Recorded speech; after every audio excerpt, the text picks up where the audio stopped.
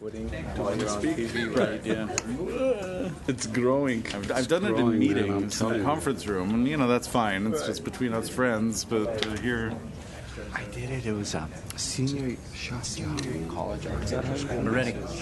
Strictest of the strictest. Good evening. The Design Review Board public meeting of September 24th, 2015 is called to order. Please refrain from talking amongst yourself during the meeting. Please turn off or put on vibrate all cell phones and pagers. If you need to talk, please leave the meeting room. Anyone who wishes to speak, including applicants, is asked to completely fill out one of the speaker cards provided at the table by the front door and submit it to staff.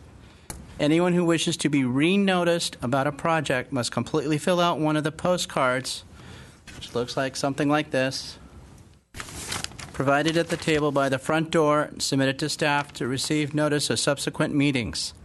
Current DRB agendas are available by visiting our website at www.glendaleca.gov. A handout describing the procedures of the meeting, possible board decisions, and DRB appeals is available at the table by the front door. Please note that appeals must be filed within 15 calendar days of the DRB decision date. The chairperson may order agenda items at his or her discretion. Thank you. This will be roll call. Mr. Benlian? here, Mr. Simonian? Here. Mr. Mardian? Here. The agenda for this meeting was posted on the bulletin board outside City Hall at or before 5 p.m. on September 17, 2015. Mr. Chairman, I'm not aware if we have any oral communications or not. I don't have any oral. Okay. We have 2 items scheduled for tonight. Mr. Chairman, I'll let you take it from there. Thank you very much, Mr. Collin.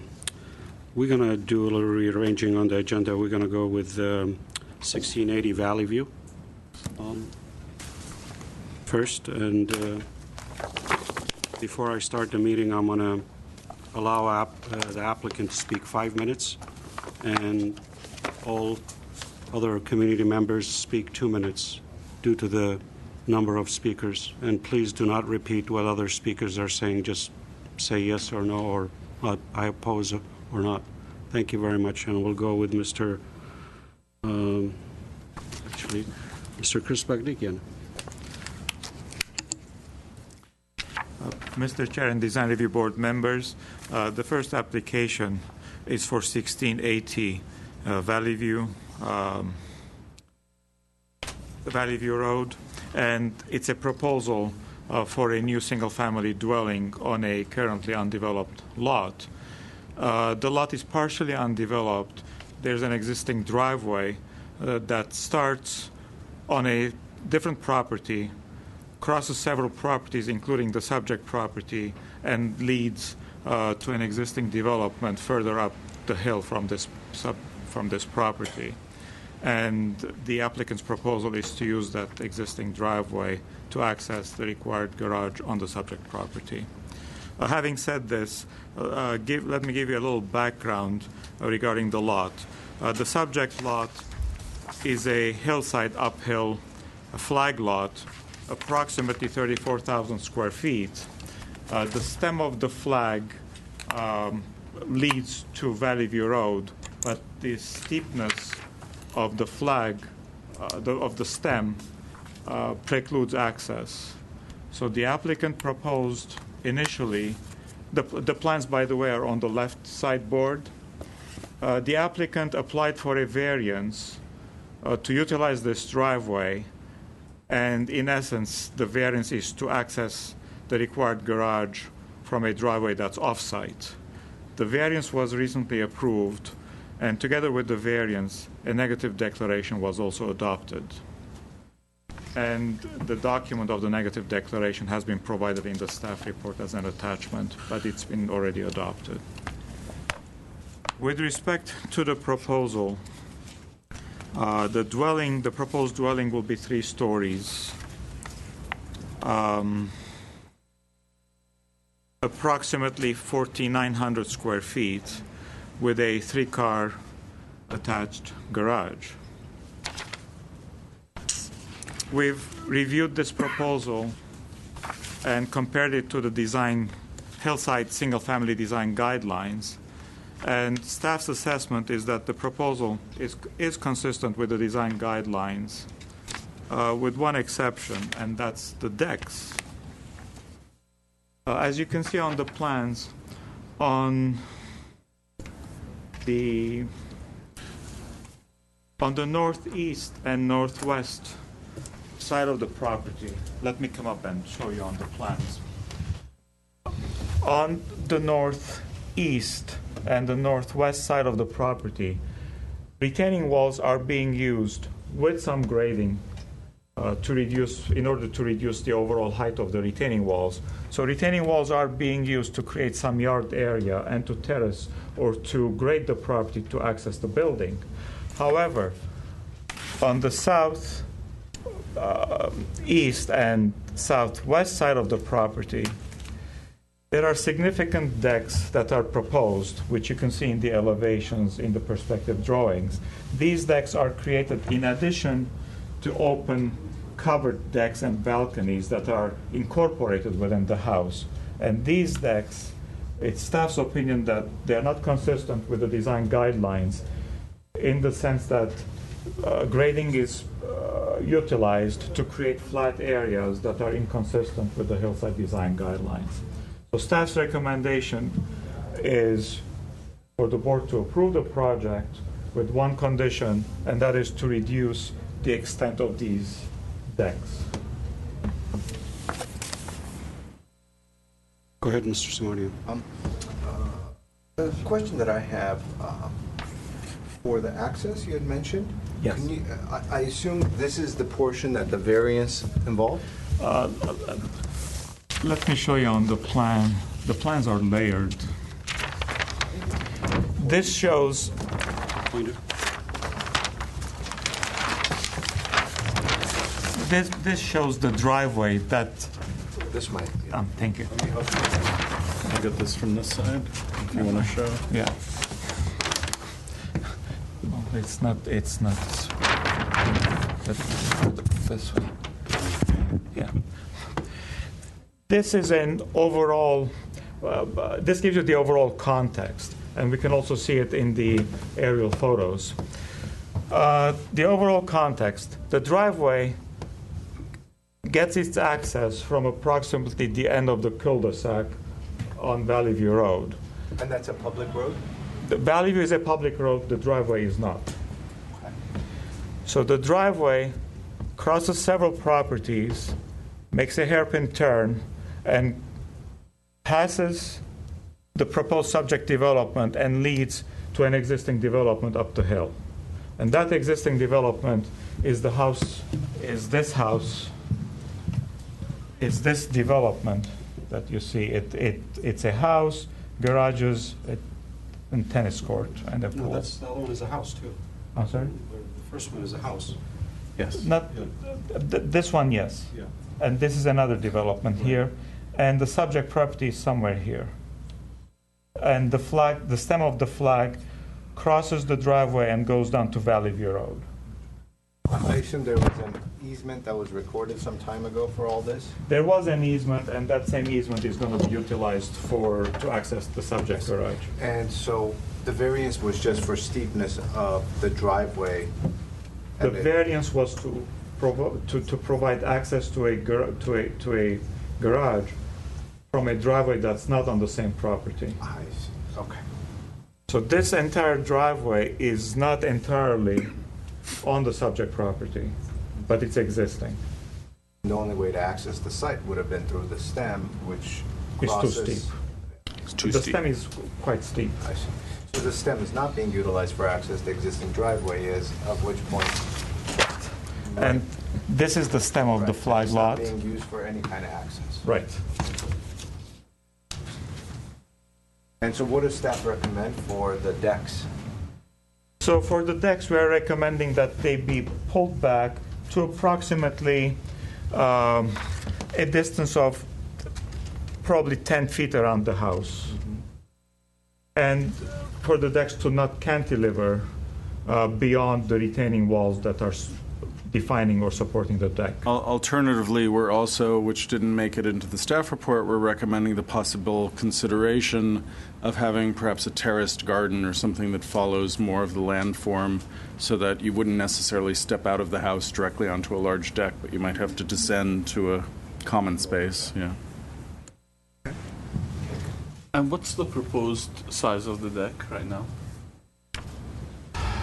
You want to make it like 10 feet. What's the depth right now? Like what's The depth, if you look at the site plan, The cantilever portion he's talking about, there, this is the main floor plan. The house stops here. I think the house stops here, and the deck extends approximately the same size of the house. Below the deck, there's a retaining wall here, and about 10 feet is cantilevered out. What's supported on the retaining wall, let me see, there's a dimension of about 40 feet here and a 10-foot projection cantilever. If you look at sheet A3, you'll see there's a 49-foot, 7-inch projection from a portion of the house, which probably is the largest linear expansive deck. And then the deck itself, the cantilever tends to be about 10 feet from the supporting structure. This is the dimension that Jay was reading. Recommending that you offset 10 feet from the building line. From the building. There are already decks. This is an outdoor deck or a patio cover. There's another one here. So there are already decks or outdoor areas incorporated within the footprint of the house. So our recommendation is to pull this back to about 10 feet from the footprint of the house. Is there a drawing that depicts the location of the existing decks, etc.? Like an existing survey? The survey is up here, but there are no existing decks because it's vacant. It's not You just developed. said that there's something. The driveway is existing. The driveway is on the left. You said deck, or I heard deck, so. Sorry about that.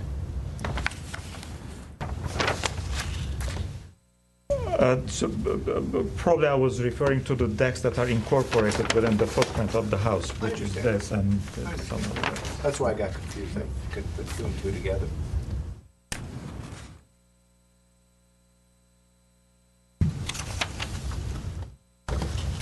And as far as the average sizes of the homes in the area, etc., This one compares, we have a chart in the report that may refer to it.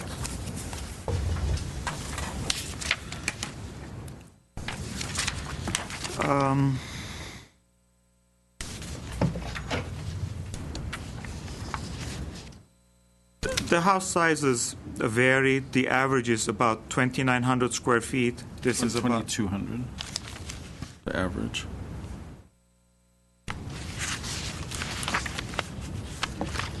Why is something different? Sorry, I have the wrong report. Sorry. Yeah. So the average is about 2,940. The range is from about 1,300 all the way to about 5,900. Okay. And this is approximately 4,900 square feet. And this is the house. And the lots vary also. The average is 37,000 square feet. The subject lot is 34,000 square feet approximately. And again, the range is quite large. The lot sizes vary from 8,100 square feet approximately to 139,000 square feet. The majority of the homes are 20 into 2,000. There's only 2 homes that are over 5 and a couple at 3. The majority are 2,000 and some numbers. Right. So there's a range. And the proposal is very close to the average of the FAR for the study area. For the study area, what do you mean? For the linear 300-foot subject properties that we look at for these charts. at 14%? Right. And the other thing is that Valley View is somewhat a dividing line. The houses to the west of Valley View, they are on smaller lots. They are a lot more consistent with each other. To the east side of Valley View, the lots are more unique and the houses are more different compared to the west side. But when we do the radius, for comparison purposes, we have to include everything.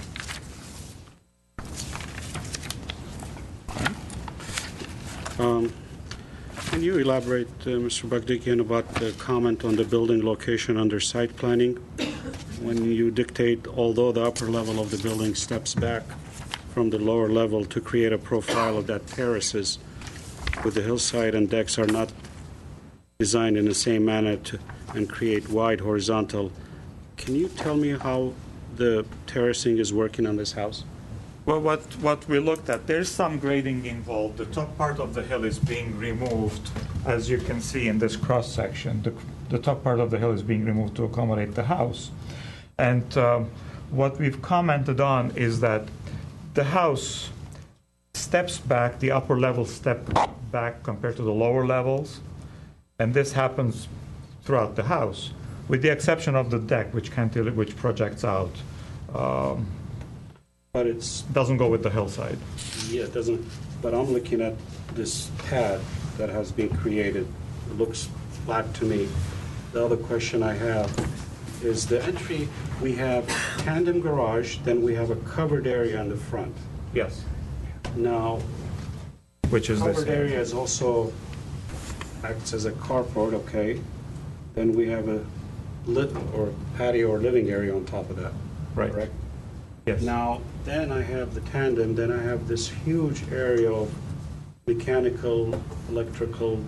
What sort of mechanical, electrical are we talking about a house like this that occupies a space as such? I should ask the applicant maybe. You may want to ask the project applicant. However, for projects like this, you may have air conditioning equipment, water heaters, water purification equipment, probably. Three And max? but this The is what's condensers are proposed. going to be outside anyway. The condenser, yes, Yeah, but they'll probably be not the outside blower. anyway. Is that part of the FAR square footage? This area is not. And what is the boundary of the area you're referring to? This podium that's proposed within the garage. It's apparent in another drawing. On A2. It's in A2 in plan view, but I thought there was a drawing that showed it. It's here. This drawing shows it, and it shows it here in the cross section. There's a podium within the garage. Got it. That's all. It shows a floor-to-ceiling height of less than 6 feet, which means that area isn't counted toward FAR and will be inspected as it's built to make sure it conforms to that height. For some reason, I'm unable to find my staff report right now. Can you go over the portions of the staff report that relate to the CUP as such as cut and fill? Or if I could borrow your staff report?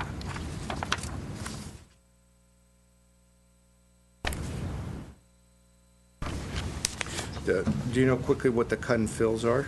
Yes, I can give you those figures. The majority is cut.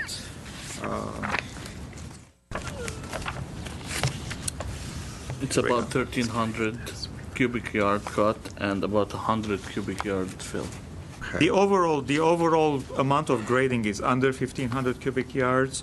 However, the amount of cut is 1,280, and the amount of fill is 100 cubic yards.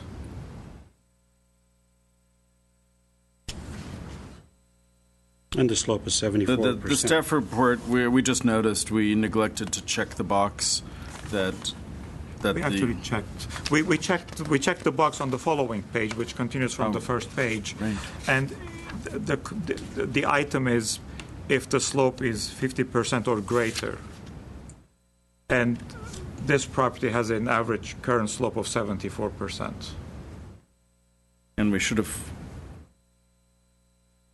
Literally, we're cutting that whole hump there, almost 2-story in height, and the other direction is less.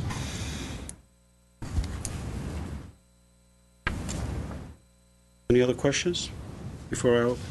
Any more, Mr. Simonian? One last question is, in reference to the CUP portion, when we're hauling away that 1,200 cubic yards of dirt, have you guys looked into that driveway and how the dirt's going to come down, almost like the haul route report of a sense? That was reviewed under the negative declaration, and we did not think it was substantial to the point where it would require mitigation measures, and that's why. As far as the access of the driveway and that sharp turn? Yes. You guys have looked into that? Yes, that was reviewed, and by the way, it was not a conditional use permit, it was the variance application to utilize an off-site driveway. Pretty tight drive. So- As part of the variance, a negative declaration was adopted. Okay, thank you. Okay, I want to open the public hearing. I'll go to the applicant, Mr. Edward Hakopian, the architect.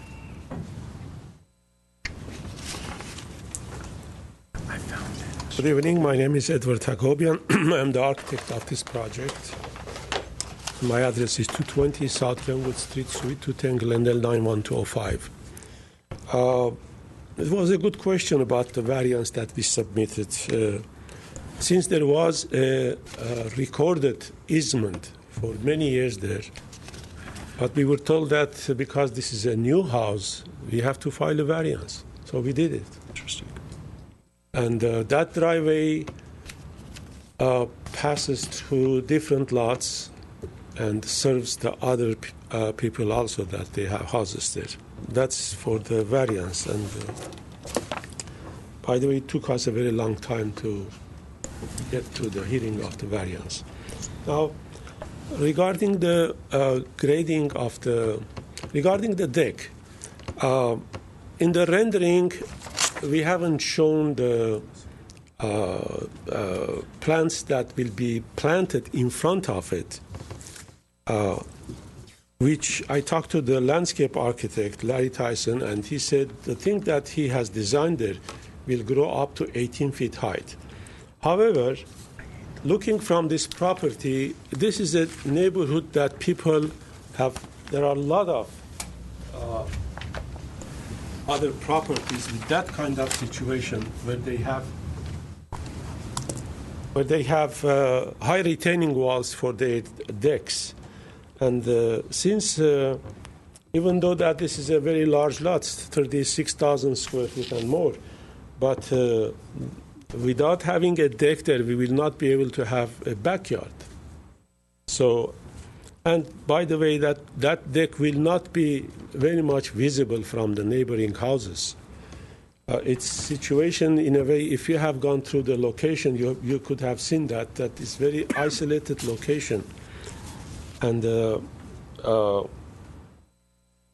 owner and I were thinking that just to have a backyard for such a big lot, we need that deck. If we cut it 10 feet back, then it will be very small for as a backyard. That's all I can say about the deck. The reason for the houses in that area, as Mr. Bagdikian mentioned, to the east side of the street, there are big houses, bigger than this house. As you can see in that, it's there. These houses are big. This house is big, and they have to be compatible. And the reason we may approach to... Sure, come on up, Mr. Hagopian. There are two houses behind this lot. And the reason we cut this, we lowered here, because we don't want to block the view of those two houses here. Above you on the driveway? Above, yes. Yeah. You can see it here. There are two houses here. This is one house, and Don't touch the screen. Oops, hold on.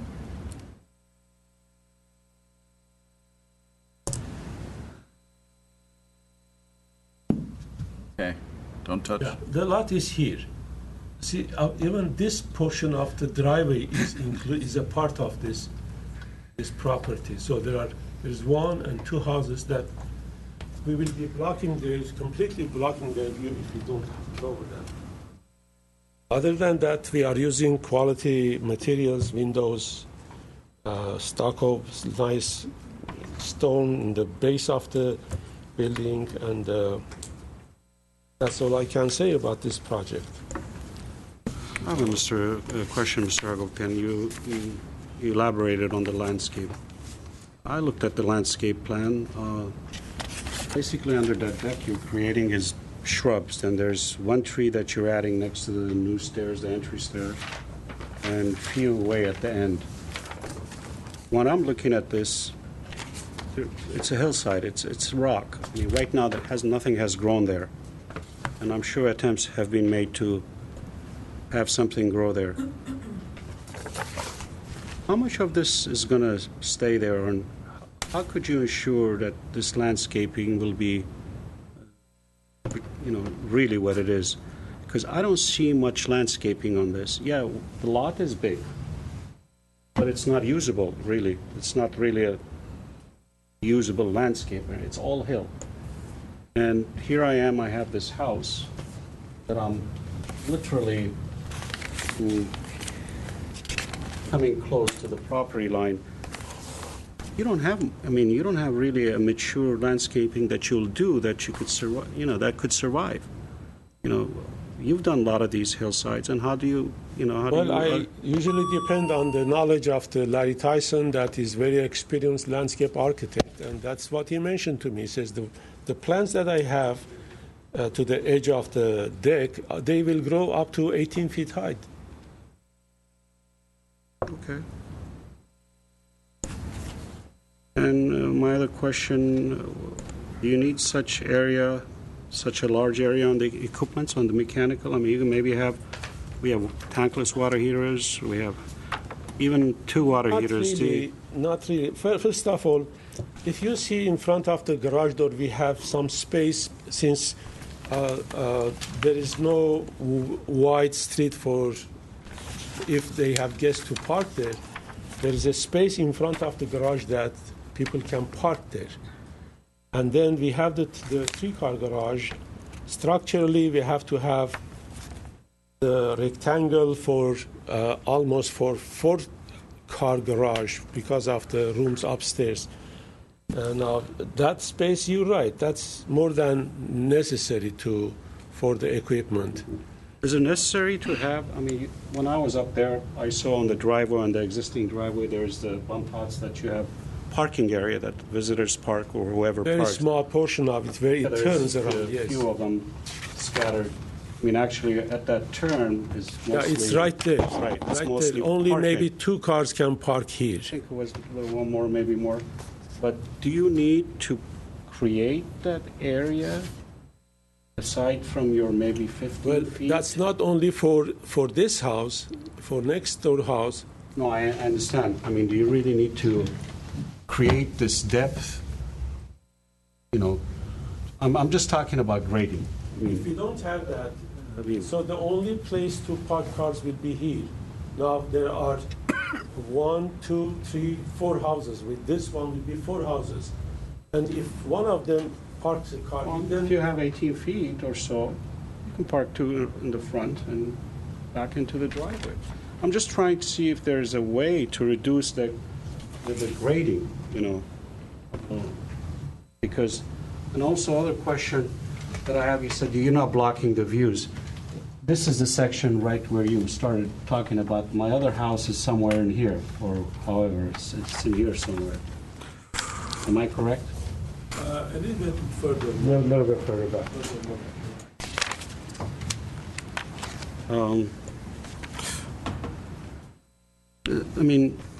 We talked about the deck and the cantilever. How are you going to structure this? Is it a concrete deck that's cantilevers 10 feet? Yes. Okay. All right. Any questions to Mr. How long is that area that you're referring, Mr. Hagopian? How deep is that driveway area? Can you come In up front and of the point? garage? Yeah, can you point that out to us?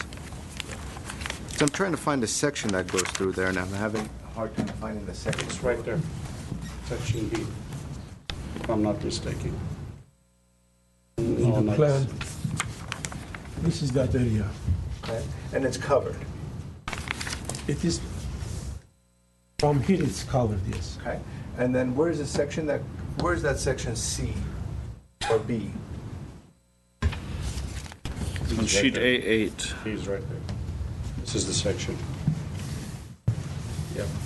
B, A, there should be one C. That's where the mechanical pad that I was questioning is here, and you have this covered area, then you have the living space. So basically, the garage door is here. This is the garage, and this is just a void space. That's Correct. cute. Yeah. Yeah. Okay. Thank you, Mr. Agov. Any questions to Mr. Agov? Yeah, I have a quick one.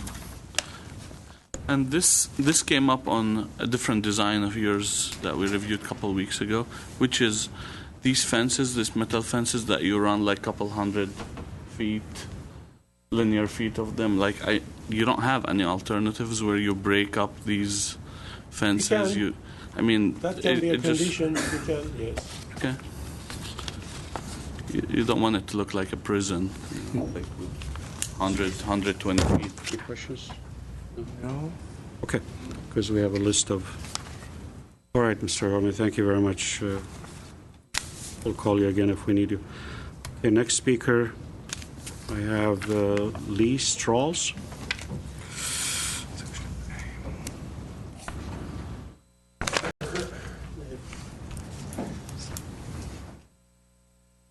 Thank you.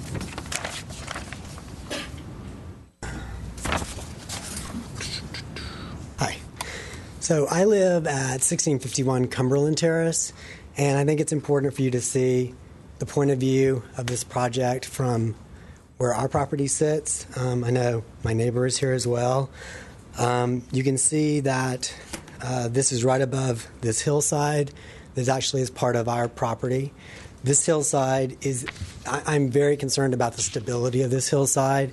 As you can see, I have a very steep grade right behind our house, which currently has a sort of makeshift retaining, or there's a retaining wall and then a makeshift where a lot of debris falls down. With even a bird just landing on that hillside, rocks will start falling. I am very concerned that whatever is going to take place to construct this property will have a detrimental effect to this entire hillside. I'm also concerned that in the negative declaration, which I don't know what it said, that no one is concerned about, potential issues with this hill, and it's quite a concern to me, and I know my neighbors.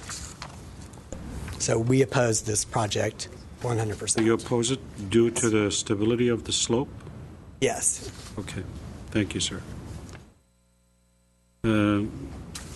Gary Garnick or Stephen Parker?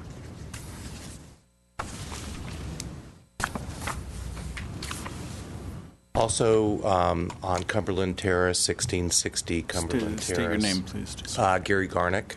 Okay. And we face that hill. So we're, the previous respondent was on the back side of the hill. We face it. And it's a very steep hill, and that's what we see. And the deck, I think, I just can't imagine what it's going to look like unless there is some type of planting. It's going to look like a spaceship has landed there. It's a really beautiful, sloping, steep hillside. And there's a small house next to it, and then the larger house with the tennis court. And drainage, I think, is probably a real serious issue there. And also the I think landscaping and fencing, like you said, you don't want it to look like a penitentiary. And there is already a fence on the large property on the hill that has just a lot of fencing, and that's what you see, unfortunately, from our end. And it probably helps things from falling down the hill, but things do. I mean, we've seen a lot of things come down that hill, and the overhead view, you can't really tell, but it's extremely, I don't know what the grade is, but it's a very steep hill. So I'd be very leery of construction. I don't know how they're going to keep things from coming down that hill. Thank you. But you don't have a specific design issue or a massing scale, because I want to remind right now that there are posts up there with flags, and it looks okay, but I don't know if those incorporate the decking. And looking at the decking, it just starts to, it looks as big as the house, if not larger.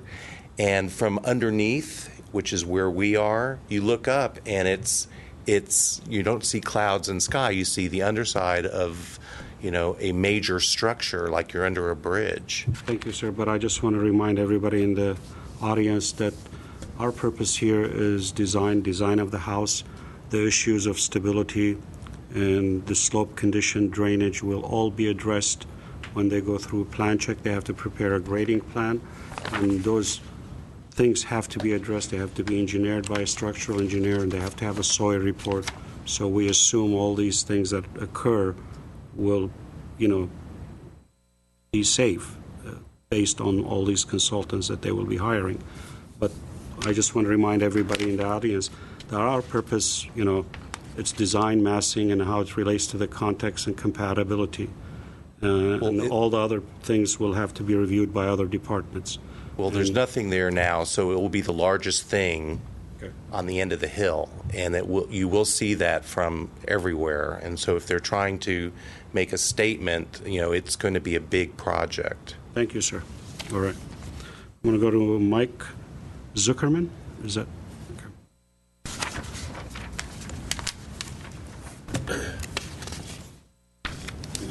I'm Mike Zuckerman. I live at 1701 Valley View Road. I have two comments. One is that deck that they're proposing is very similar to the horrible tennis court cantilevered decking that shows on the other side. And even though I will not be seeing it from the west side, I have sympathy for the speakers who just spoke. It looks horrible looking up and seeing a concrete slab sticking out and breaking into the skyline. Secondly, I understand that this is about design, but I'd like an estimate as to how many trucks of cut is going to be taken down that driveway, because when they built that 1700 house and did the pool and did the tennis court, there was a very significant safety issue when one of the caterpillars almost came off that driveway when we had significant rains about 3 or 4 years ago. And the impact to those who live on Valley View, with these developers always promise and they never deliver. They use the street for a staging area. Their subcontractors and contractors break the rules with regard to timing and days on work, and it's a very significant issue for us those of us who live on Valley View Road. And once again, chopping off the top of a hill like they did on the other Valley View property is not something I like. Thank you. I have a question. Go ahead. Quick. Mr. Chairman, the other Valley View property, did you witness the grading that occurred? And are you describing when the dirt was actually put into the trucks, brought down the driveway? Is that the process you're referring to, or are you referring to an actual caterpillar that was on the site that just seemed to have slipped off the construction site? There was very little grading when they redid 1700. What it was is they had a caterpillar on that driveway, and I believe it was about 4 years ago. That driveway was not in as good condition, and it started going. I had to call the fire department, and we thought the caterpillar was going to come all the way down 150 feet. Okay. And You answered my question. Thank you. I have concerns with them using that driveway for dump trucks, et cetera. Thank you. Thank you. I'll go to Roxanne Chang. Hi, my name is Roxanne Zhang, and I live right below the property on 1655 Cumberland Terrace. So my backyard, I can see the flag, the property, and already with the raining seasons, I have a lot of mud coming down and then cover all my plants. And with this going on, because when we bought the house like 7 years ago, that 1700 house wasn't there either. And then all of a sudden, they have that big, huge thing, and then you can see from Brand Street on Brand when you come up the hill. And then with this, I'm sure it's going to show, and it's going to cover the hill, and then it's like a shadow from our backyard. And I don't know if they can have that high 3-story building on that tiny little hillside. That's my concern, and I'm 100% opposing this project also. Thank you. Thank you. Any questions to staff, or before I bring Mr. Hagopian back for anything else or anything he wants to add?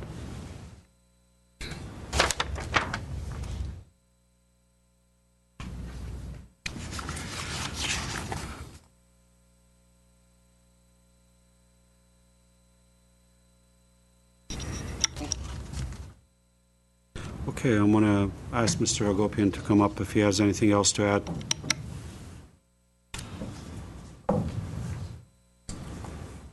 I don't have much to add except that, as you mentioned, technical things like grading, drainage, this kind of issues will be taken care of with the process that we have in the city.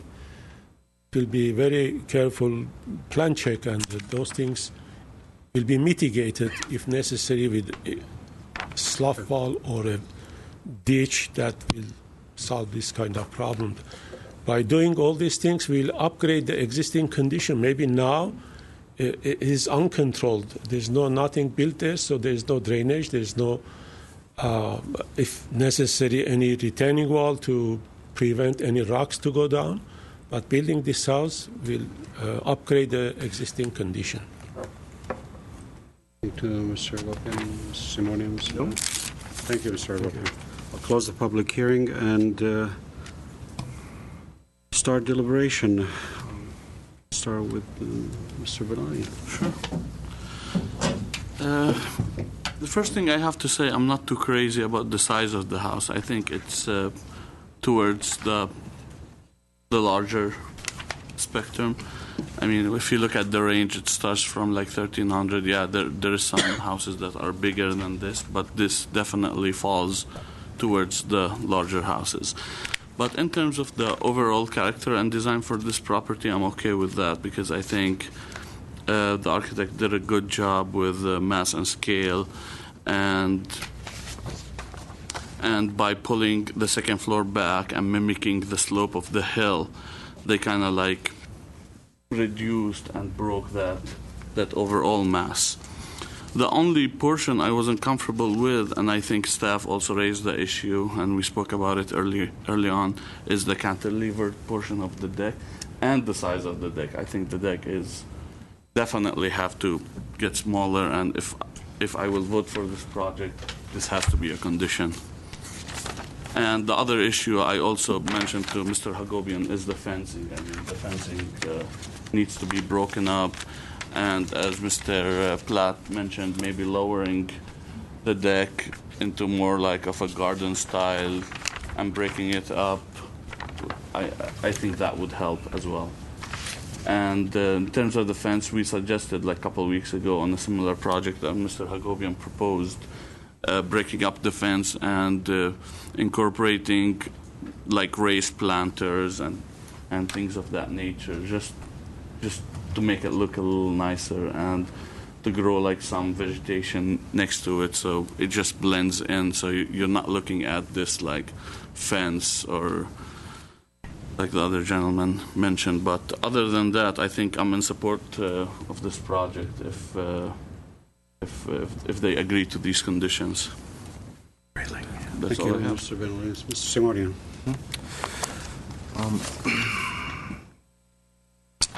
The design is a bit of a complicated design, and there's a lot going on with the site and the access. So it takes a little while for you to get your arms around the project. And so I do appreciate kind of staff taking their time to walk us through it. It did help. I do agree with staff's comments on the decks. It's certainly contrary to the hillside design guidelines, where you're supposed to step back as you create these terraces and not go the other way where you're cantilevering. Secondly, as your cantilever areas don't get any sun and the vegetation certainly doesn't grow. So I'm absolutely in support of that condition, which is to reduce the decks to maybe a 10-foot offset or so from the building line, as staff recommends. As far as the overall orientation and site planning and location, I think with the new system, it's kind of our duty to look at grading, the amount of soil that's removed, and site planning and how that kind of integrates into that concept. As we've kind of discussed this area, which leads to the building kind of going further in the south area. So we have this kind of a queue area for the cars, and the garage really starts from here. And this portion of the building is really being pushed back because the building is being pushed back from the driveway. And so when we're looking at we have a recreation room, we have this office, we have this pantry. This entire area, including this deck that's off of the recreation room, coupled with what's below, is the portion that is cantilevering towards Cumberland on the other side. And so when we look at that scenario and we look at that hill, that's what's causing some of that issues, is because section B and C is in this scenario, you could see this recreation room is being pushed this way. And so if this was kind of more of a retaining wall in this area and this portion of the building was pushed this way, then we wouldn't have that projection onto the neighborhood, onto Cumberland. I believe that would alleviate a lot of their concerns. Could you help us understand that a little better and just give, couldn't see where you were pointing. He's talking about the south elevation? South elevation. Yeah, so basically we have the driveway. Yeah, we have this space over here, this mass of the building, Right. coupled with what's above it. Right. And when we look at a section through this area, it's resulting in this portion of the building cantilevering So that area could shift over Correct. to the side. So if this building shifts this way, then this portion of the hill won't get disturbed. Got it. And not only will there not be a cantilever in that way, but in essence, this hill will somewhat stay intact as it goes towards It's actually Cumberland. larger scale here. Yeah, you could see a better sense of it. So, in other words, if this portion of the building ends right here, say, this portion isn't sticking out, and then you're not really worrying about disturbing all this part of the hill. Reduces grading. The driveway is not going to be an easy area to take dirt out of, especially with this amount of dirt. It's a tight turn. So the more we could kind of work with the site planning to make it a more palatable design that fits within the hillside design guidelines. It seems as though there are some elements of this looking from the driveway that's sticking back, but at the same time, the building is stepping back, but it's still a very typical boxy building that just happens to have a second floor that's stepping back. It's not in the spirit of the hillside design guidelines. So I agree with staff on trimming back the deck. I think the building is too big. I think it could get smaller, especially on the south side. I would shift the building more towards the driveway, eliminating all that grading that's occurring on the south side, and eliminate some of these excessive overhangs and areas that are being covered with decks, etc. Those are my comments. Thank you. Sure. I have a little different take on this. Just be patient with me. I looked at this thoroughly, and I'm looking at this project, and I'm looking at the way it's created, although, as you elaborated on it, the building steps back. But when I'm looking at these drawings, when I'm looking at the setting, essentially by doing this grading and removing this substantial amount of top of the hill, creating a pad. Now I'm looking at the rear elevation, or the north elevation, it's flat. I mean, I looked at the plans, there's not even a few steps within the building that tells me I'm working with the hillside, and I'm basically working with my mass to create the second floor.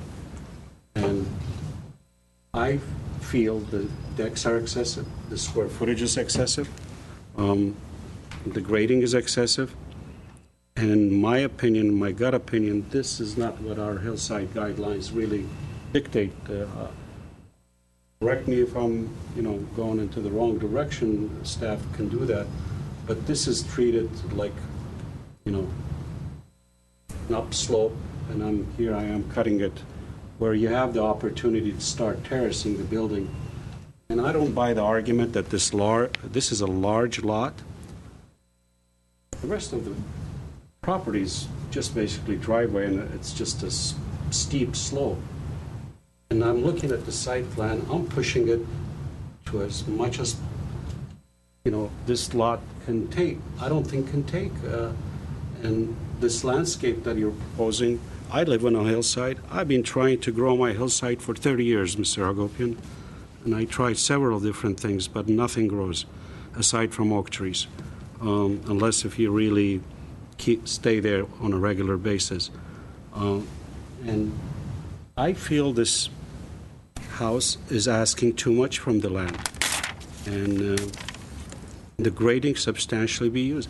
I mean, and that's why I asked earlier, why is all that space necessary? I mean, you could take a whole chunk and push this back further. Towards the driveway. And, instead of, I'm glad one of the neighbors brought this picture, although I saw it. I mean, you're looking at this envelope. Now I have, all these things coming out. I'm really hovering on the hill. And I don't know what kind of reduction you're going to do with this house to bring it down, but, a 400 square feet reduction is not going to make it on this house, in my opinion. I don't think it's working with topography, and I'll leave it at that. And if there's anything you want to add to it, I'll entertain a motion. Okay. Do we want to go over some of the comments that staff heard real quick before? Sure thing. Go ahead. We have from Board Member Benlian, he's uncomfortable with the size of the deck and the cantilever, which must be made smaller. That seems consistent across the board. Concern about the extensive length of the railing across that deck, and that it should be broken up with either raised planters, piers, or something else to give it a more structural appearance. The outdoor area in general should be reconfigured to better follow the topography, which I think is fairly consistent. Eliminating a lot of the covered porches, really. Oh, okay, that we didn't hear specifically. Was that your... No, that's Okay, so that's new, so we'll add a little star there. Because some of those covered porches do help contribute to the sense of the step back at the second floor, but in some ways that's an artificial, stepping. So we'll include that. From Mr. Simonian, there was following up on the idea of reducing the amount of deck, support for the 10-foot offset that staff recommends, which could be in conjunction with other levels of outdoor area that better follow the topography. The largest concern was about the amount of space devoted to the driveway in front of the garage, and that the mass of the house could be shifted so that that area would be occupied by structure, at least in part, and that the several portions of the house could be shifted over in that direction to allow a better stepping and a better sense of the massing following the topography. Because if you look, everything above the garage is really a covered deck. Mhm. And Oh, I see. Okay, so right, so this entire area is covered deck. so we can include in that recommendation that the Necessary spaces. Right. So as it shifts towards, so we'll shift the mass to replace some of those covered decks on that and then side you of the stop house. stepping back the roof of the structure like a hillside home. Then you start working within the hillside design guidelines. Mm-hmm. Okay, so we'll include that as part of the, eliminate the covered decks in lieu of shifting the mass in that direction away from towards the driveway. south and toward where the driveway is. From Mr. Mardian, there was also the concern about there was an expression that the floor levels are very, very flat, and there's no stepping or a sense of split level that would allow for better conformance to the topography. Concern about the landscaping on the hillside, that it may not actually work. And then from going back to Mr. Simonian, the concept of the covered decks, which will work into the shifting of the mass in general.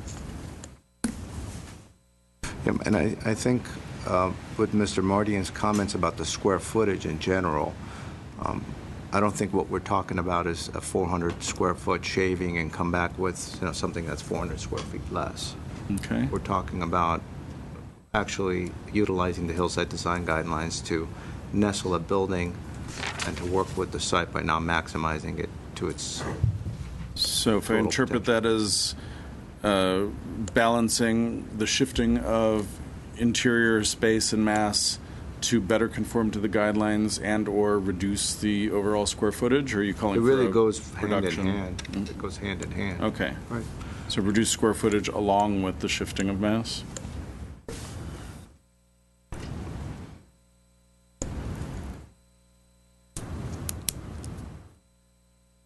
And that's everything I've got.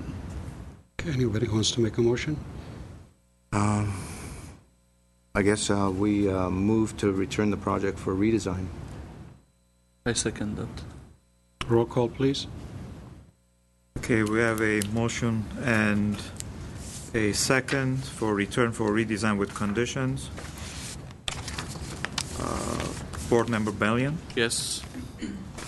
Board Member Simonian, Yes. and Chair Mardian. Yes. Motion passes 3-0.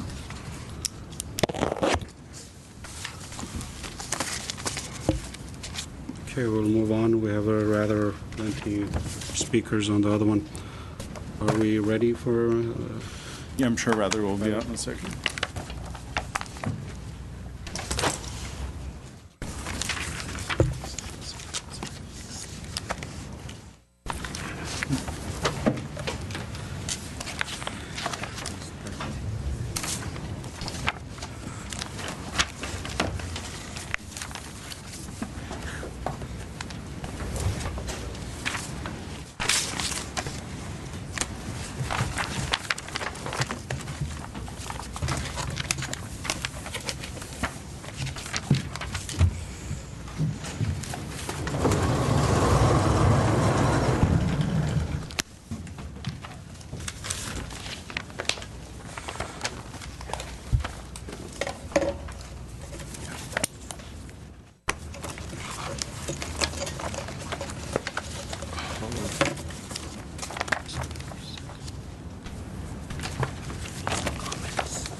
You have the other ones.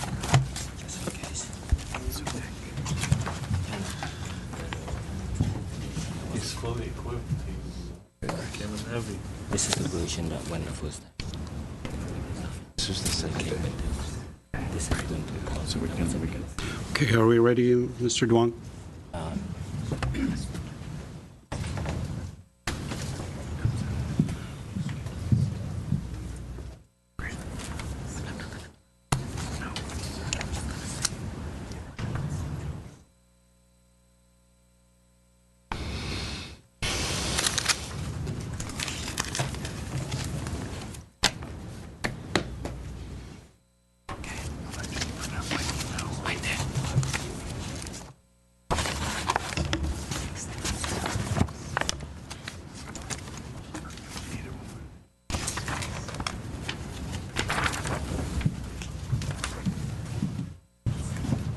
Ready, Mr. Duong? Yes. All right. Let's. Good evening, board members and Chair Mardian. The second item before you is design review case number PDR 1420231, located at 1410 Colina Drive. This is a brand new project, even though there's history and some background to it, but this is considered a brand new project as if it's being reviewed for the first time. The applicant is proposing to construct a new two-story single-family residence and a detached two-car garage on a 10,374 square foot hillside lot. There is an existing structure right now that is approximately 420 square feet that was constructed in 1920. There are also numerous oak trees. An oak tree report was prepared and reviewed by the Urban Forestry Division based on the site planning that you see before you today under this proposal. The Urban Forestry supports the findings concerning the oak trees. So in order to construct the proposed residence and detached garage, the existing 420 square foot building will be completely demolished. And grading will also be performed. A total of 1,001 cubic yards of earth will be moved. That consists of 886 cubic yards of cut and 115 cubic yards of fill. Part of the proposal will also include the construction of retaining walls along the side of the driveway and at the rear of the house. The proposed house is 2,611 square feet, two-story in volume, and the detached two-car garage is 441 square feet. Now, this is a unique lot in this neighborhood. And for the fact that it is narrow at the front, and then the lot becomes wider as you travel towards the rear, and the lot slopes up from the north to the south, from the north direction towards the south direction.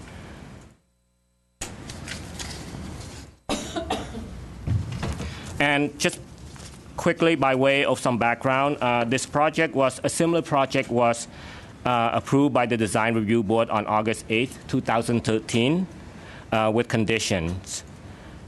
However, this project was appealed by the neighborhood, and the City Council conducted an appeal hearing on December 10, 2013, and the Design Review Board approval of that project was overturned by the City Council. Therefore, the approval was ultimately denied. This is the reason why this is. I preface the project by saying this is a brand new project, even though it's on the same site. The subject property is zoned R1R floor area ratio district. Again, this identifies the lot as a hillside single-family lot. So in terms of site planning, again, due to the unique features of the lot, the house will be sited towards the rear of the property where it is widest. The garage will sit in front of the house, closest to the street, even though it's approximately 108 feet away from the front property line. And the rear of the house will be built into the hillside. So in the elevation, when you see the walls poking out from behind the south elevation, those are impact walls that act as the wall of the house, as well as a structural wall, as well as retaining walls. So because, again, the shape of the lot, staff believes that the siting of the house and the garage is most appropriate given the situation we find ourselves in. So if the property is to be pushed back further, then towards the southern portion of the property, then the height will increase accordingly, and then the applicant will run into height problems that's allowed for the house in the zone. In terms of mass and scale, staff believes that the overall mass of the building is appropriate, and having a detached garage helps in this effort. So therefore, it breaks up the volume of the building into two smaller volumes. If you look from the east and west elevation, most of the house will be concealed by the hillside lot, but along the north elevation, that's where it is most visible.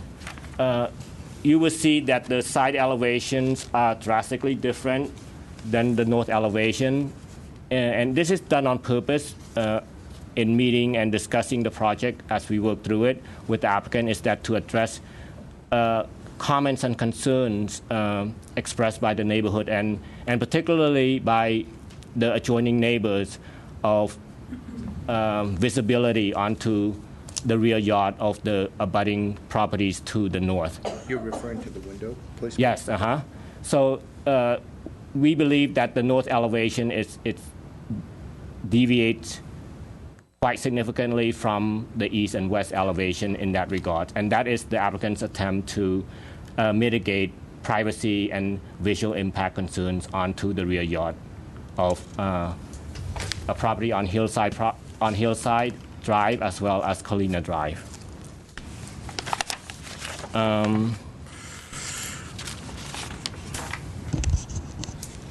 We believe that the retaining wall at the south, along the south elevation,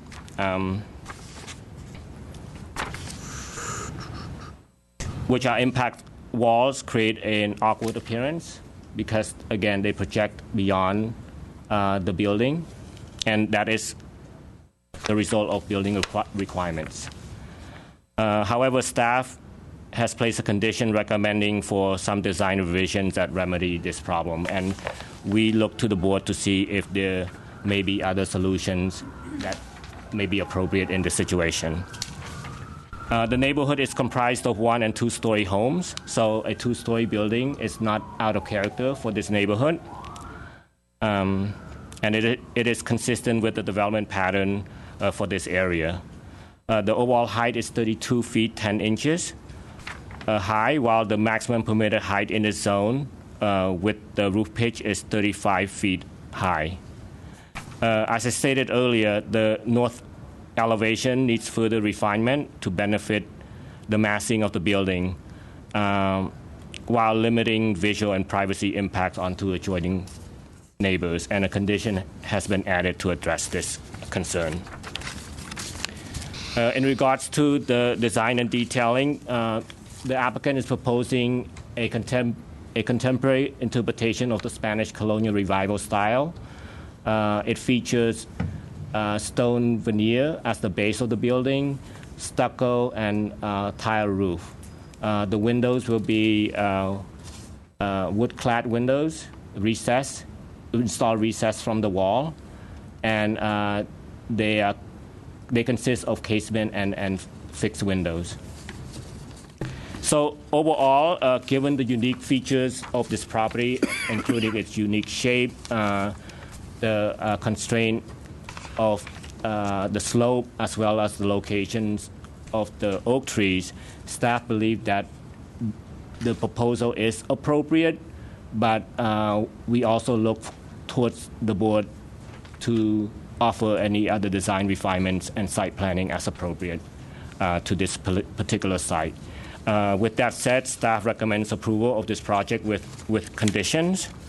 And there are 4 conditions. If you like, I can go over them quickly. Would you like me to? Go ahead. Okay. Condition number 1 concerns the impact walls. The impact walls, although required by building and safety, creates an unfinished appearance on the building and can be seen from certain vantage points. The visual impacts should be concealed or lessened in a meaningful and appropriate manner.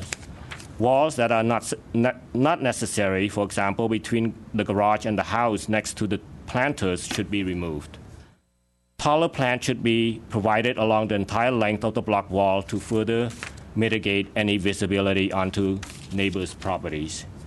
And condition number 3, The massing of the north elevation should be refined by introducing appropriate architectural treatments.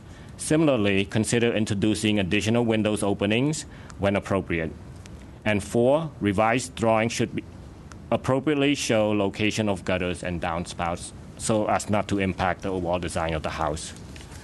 And that concludes my presentation, but I would also like to mention for the record that staff received correspondences from 10 residents, which included Ed Chamdes, Jack Foote, Elizabeth Shah Jahanian, James and Corinne Nutting, Michael Saparian, Lori Saparian, Catherine Yurka, Roanna Tolnak, Mary Lacroix, and Joe Lawler. And those comments have been provided to the board members. These are it, right? Yes. Part of the record. Can you elaborate on the taller plants? Because I'm looking at on the condition on the north side, which is where the oak tree is. The landscape plan calls out no planting within the oak tree, but then you say taller plants should be provided along the entire length of the block wall. And taller plants could include a creeper, so something that would cover the wall. So more vine. Something along that line. I'm not sure if the oak tree covers that entire area or not. It does, but it could be a combination. Yeah. That covers the whole thing. Okay. But the other question is, when I'm reading this, 5 oak trees have been removed. Did that happen? Yes, already. That took place even under the old project. Okay. Now, I'm going to maybe ask the applicant for this. Yeah, I'll wait and ask for the applicant. Mr. Simone, you have a question to any? In regards to the impact walls, I was looking through the drawings trying to find some sort of a diagram or something that would indicate the top of walls of the retaining walls. Was that something that staff has in its possession, or is that something, if you don't have, I guess I could ask Mr. Hagopian. This is the elevation we have, but it does not include numbers that would help us, yes. So it's kind of hard to correlate with the topography and find out. Ultimately, the height of the impact walls correlates to the distance from the top of the wall to the landform behind it, and that's very complicated. So I think asking the architect would be best. Okay. But we don't have any kind of a site plan with the top of wall locations for retaining walls. I don't think we've seen that. Ultimately, we'd need that in conjunction with the topo to really understand how those heights are determined. It's almost, it'd be perfect on A1.1. Okay, thank you. I don't have any other questions. Mr. Benali? No. Can you rather tell me what exactly has changed? I mean, I looked at these plans, the previous plans, the 3 submittals. This is round 4. The square footage deviation is only like 50 square feet from one to another submittal. Yes, the current proposal is a 2,611 square foot house, while the previous proposal was a 2,656 square foot house. So that's one difference, and also the height has been reduced. The previous submittal that was denied proposed a house that was 33 feet 3 inches. It is now 32 feet 10 inches. And the other difference is that the garage is now detached from the house, as well as the overall treatment, detailing, and fenestration of the building. And one other large change is the reorientation of the face, the direction the house is facing in. There was concern previously that the entry was facing more toward the neighbors, and people visiting this house would be overlooking the neighbors. The entry was shifted, and the design, while not linear, as council had discussed in its discussion of the property, feels more linear, and it is pushed back a little more in toward the hillside to allow kind of that shift in orientation, which when we were reviewing this, there were the conflicting issues of how do you reduce mass and how do you increase privacy at the same time, and that proves difficult on this site. And following the direction of council, we recognized you have to choose one or the other for that, and we saw that the architect was very much trying to enhance the privacy for the neighbors, recognizing that the mass was still going to be present. And as we analyzed the project, we worked kind of with that duality of trying to solve one without, it's hard to solve both on this site. But let me follow up with another question. Because if the board, we do have do we have plans also, or just the elevations? Elevation. Yeah, we have elevations from the previous submittals. I have if those. you want the sequence, but I have those. okay. You know what? I'm going to leave my questions for later, unless nobody has, because we have a lot of speakers. Can I jump in with Sure. a quick question? Yeah. You mentioned that the height was reduced, but when I looked at the old plans, the previous submittal to this one, it shows a height of 31.9, and this one is a 32.10, so there's like a 13-inch increase. We're talking about reduction. The version that was approved by the board was 33.3 inches. It could have been the version before that was returned for redesign, the very first design. Okay, I have about 20 speakers. I'm truly going to enforce the 2-minute, and the applicant can come up and we'll start. Thank you. And please, like I said, don't repeat others' comments, Okay. either opposed or... For the record, I am Edward Hagobian. I'm the architect, 220 South Kenwood Street, Suite 210, Glendale 91205. As you can see, our main effort has been to completely, totally eliminate the intrusion view of the upper level and lower level from the neighbor that was complaining about the privacy issue. Even though that the second floor is a bedroom level and we can have windows from them, even that was eliminated. So as you can see, we have redirected the windows towards the street and the opposite way. And there's no window facing that northern neighbors. As you can see in this perspective that is there, that facade is not very boxy, is not flat. There's a lot of playfulness in the planes of that upper level and lower level, which I believe it makes it a very pleasant facade in that direction. However, the main idea was this blocking of the view, and the other idea was to reduce the grading. The previous design that we had a backyard, and then because of that, we could have windows in that impact wall on the back. But now we don't have any backyard anymore there. And our grading used to be exporting 1,050 cubic yards. Now, with the cut and fill that we have, that cut and fill is reduced. The difference between cut and fill, that because a portion of the cut will go for the fill, we'll have only 750 cubic yards versus 770 cubic yards versus 1,050 cubic yards of the previous design. The walls around the garage and back of the garage, it's necessary to support the dirt so that we can have a garage there. There is no extra high walls supporting the garage. It's all necessary to have. Other than that, I can say, or you can see that there's a lot of playfulness in the volumes of the house, and that's all I can say. We are using the best material, the very high quality material, and that's all I can say. If you have any questions. I had a question, Mr. Hagopian. I saw the hearing. I was there, City Council's hearing, and I was present the previous one that we approved.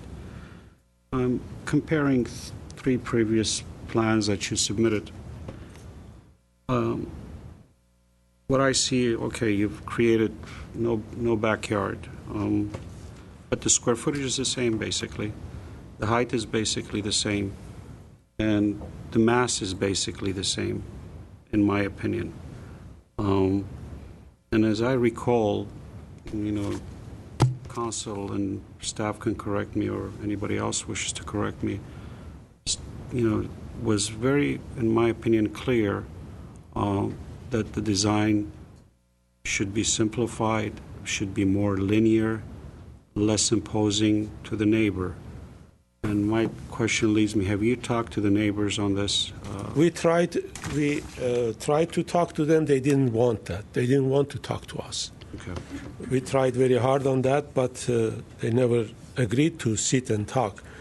However, I cannot agree with you that we don't, it's the same boxy. No, it's not boxy, same volume is not. It's reduced. As you can see, we have roofs going back, and the upper level is pushed back. So I see that. what else we can do more than this? I mean, there has to be a limit for playfulness of the volumes of the house. Okay, well, the reason I'm leading to this question is, also was, have you made an attempt to come up with a more of a different style versus Spanish? Maybe the massing will change. Have you made an attempt? During last 7 years that we have been working in this project, we have designed all kinds of it. We started with kind of modern design. That you could have presented to us, to show us the differentiation of this interpretation that you're creating, whether it's modern or versus Spanish, so we can truly see if the mass is going to be any different, aside from square footage. Because another thing was discussed, whether it should be 1-story or 2-story. Now I wish I could have seen that to say, okay, this is why you can't have 1-story. This is why my rooms are small. I don't see that today. I have prepared a graphic designed that if we have a 1-story building, we will have an impact wall of 27 foot high visible from the north. And I want to pass this to you. For a small house of 2,000 square foot, 1-story, you can see this impact wall, that how high that is. Okay. We have to talk practical things that is possible to do or not possible to do. Well, I'm trying to analyze. We designed this in modern, the very first time we were told to change it to Spanish style. We changed it to Spanish style, then now. I'm not going to get into a discussion whether Spanish is appropriate or not. The reason I'm trying to get at is whether the mass, how well the mass works, whether it's different in a contemporary or modern approach versus Spanish. But I'll leave that question, for other. May I approach to? Sure, you absolutely can. Absolutely can.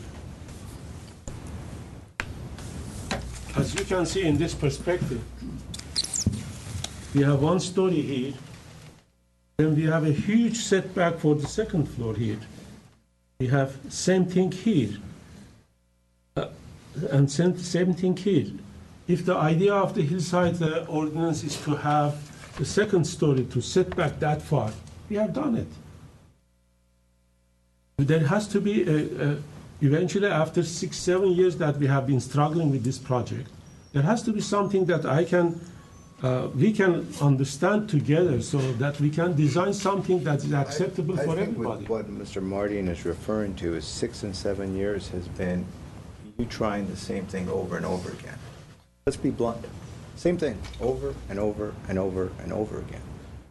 The council repeatedly said a 1-story linear home, and so what he's asking is, why aren't we looking at a 1-story home? It's impossible. If you have designed hillside houses, you know that this graphic shows you that 1-story house is not possible in that lot. It's not in this lot, in any hillside lot. If I could add, I'm sorry, just to clarify, we've reviewed the council hearing a lot at staff level. There was no clear direction that this needs or has to be a 1-story house. There was the recognition of this trade-off between the privacy and the massing issues among a couple of council members at least. One council member was very clear this should be a 1-story house, but the other 3 didn't come out as strongly saying this must be a one-story. So we just want to make sure that's I heard differently. okay. Okay. Well, it's very obvious that one-story house in a hillside like this, that's what we end up with. This is, you are telling me that 6-7 years we were repeating the same thing. That's not true. We have been working very hard to find a solution for a house that is playful. It cannot be one story. It's impossible to be one story. Even once you mentioned that the garage to be subterranean, I remember that. That's impossible to do it.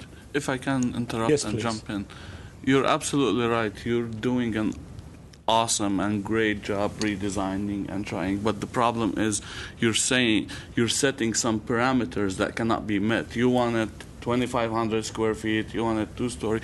So when you set these parameters, yeah, you guys did a great job within those parameters, but it doesn't have to be.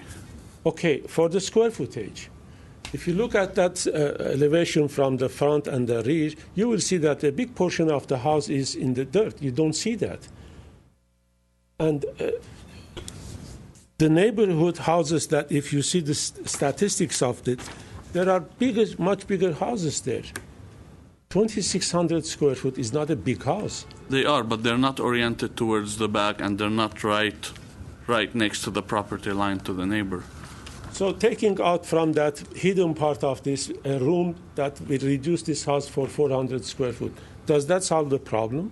No, I know you haven't been to the neighbor house, but I went there. I don't know if you guys went there. Yeah, we should have made that So clear on this the is- record if any of us have been there. I did go. Okay, so everyone I attended. guess all of us went. So this is the view from their couch, from their living room. I'm sure you haven't been there, so take a look at this. That will not be anymore like that because we have the walls in front of the house. But this facing is that the property. current staking, right? The Yes. current staking is basically Yeah, what. but there is no window there. There is no window upstairs. There is no window downstairs. Anyway, that's all. Thank you, Mr. Hagopian. Well, I'm sure you'll need to come back. But is there anything else you want to add? Because I need to move on with Well, this please agenda. give us a kind of guideline Okay. that works. Okay. When you say one-story building, that is not possible. That's not possible simply. We will have your opportunity to rebuttal, Mr. Hagopian. I need to move on the meeting. I'll go to the next speaker, Andrew Awad. Yes.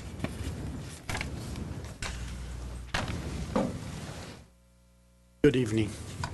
My name is Andrew Awaida. I reside at 4204 Colfax Avenue in Studio City.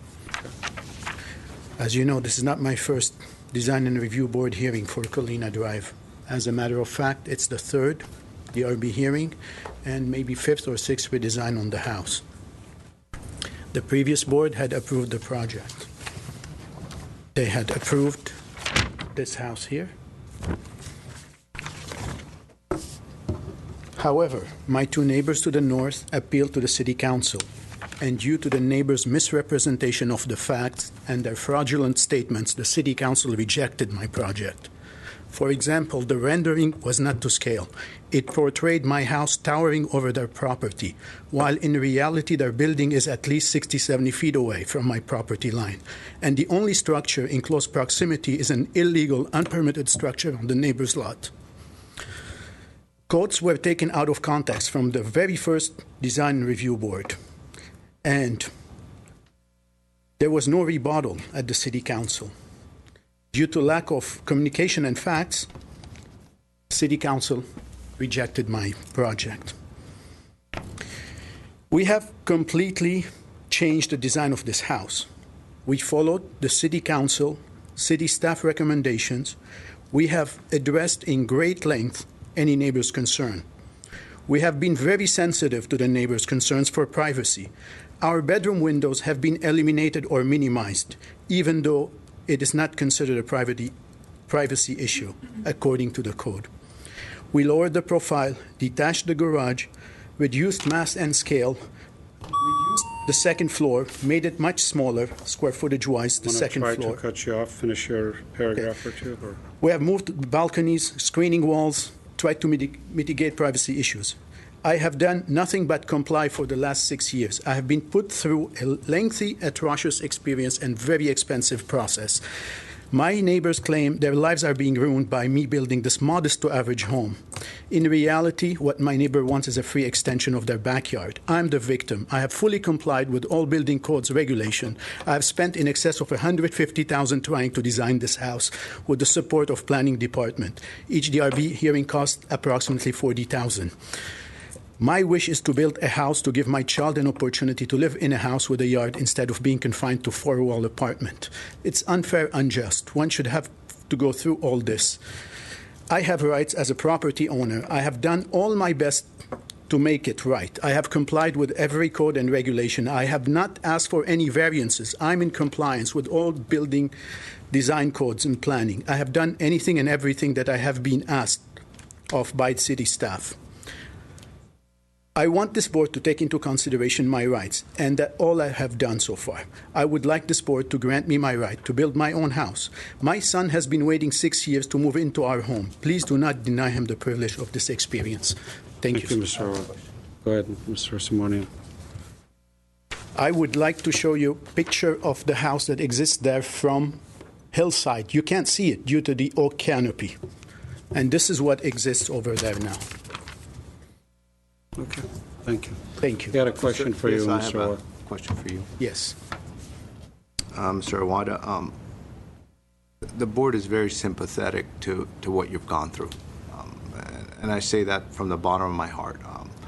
As an architect, as someone that is in the construction and development field, it's a very long process.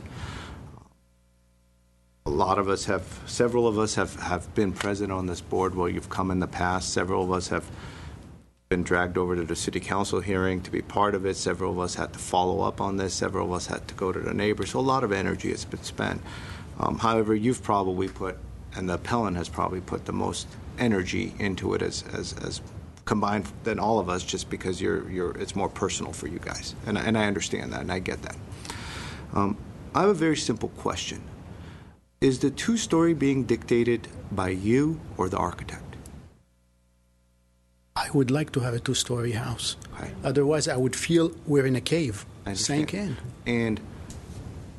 And nobody told me you can't build a two-story house. I get it, but you got to sometimes read between the lines. And so I'm just trying to help. And what I heard a lot from the city council hearing was a lot of one-story, a lot of linear. Did that ever come into your discussions with the architect as sort of a compromise so you get your home? No, you can't, Mr. Agopia. No, you can't. You'll get a chance. You'll get a chance. You can rebut. You'll get a chance. It's a very simple question. I'm asking with the man that's funding this whole thing. Right. It's your money. Mm-hmm. You're spending your money on all Right. this. We tried. We can't. My understanding is it's the neighbor, their privacy rights. We try to address it in every way we But if you can. had to make a compromise, do you have an issue with the one story? Do I have an issue with the one story? If it's like one story or nothing, would you go? If I imagine 26 feet high wall behind me, I feel like I'm living in where? In a cave? So that's I the took the scenario backyard that's out. been I took depicted to you. right. We already the second story doesn't have all the bedrooms anymore. I made it very uncomfortable for us. My garage is detached just to break that mass. I have to every day take my stuff to the house, rain or shine. It's not anymore an enclosed garage. I've done a lot of compromises. I took understand, the but when you look backyard at out. the layout too, on the second floor, you don't have windows. You're probably not Right. happy with the layout. I get it. That's why I'm asking I these don't questions. have 3 bedrooms upstairs anymore. We made it much, much smaller. And I know you're not happy. They're not happy. No one's happy. No one's happy with what's going on, including the design that's being presented. Yes, but when you live on the hillside, you have to understand that anybody would have a peekaboo into your yard. It's a possibility. Even the mayor said it at the city council hearing. Right. If you wanna have, Thank you. Are you done? My question. Yes, and the other thing I said is, since Mr. Awada, Yes. had a longer opportunity to speak, maybe someone from the other side could have one opportunity to speak As long as they don't repeat. Let's Correct, see. because you're, I'm sure, going to be very strict with the 2-minute rule going forward. Yes, I'm already passing that. Thank you, Mr. Thank You you. had a question? No, Thank you. I'm going to go to Jackie Foote. Jack, I'm sorry. I don't know why I said. Thank you.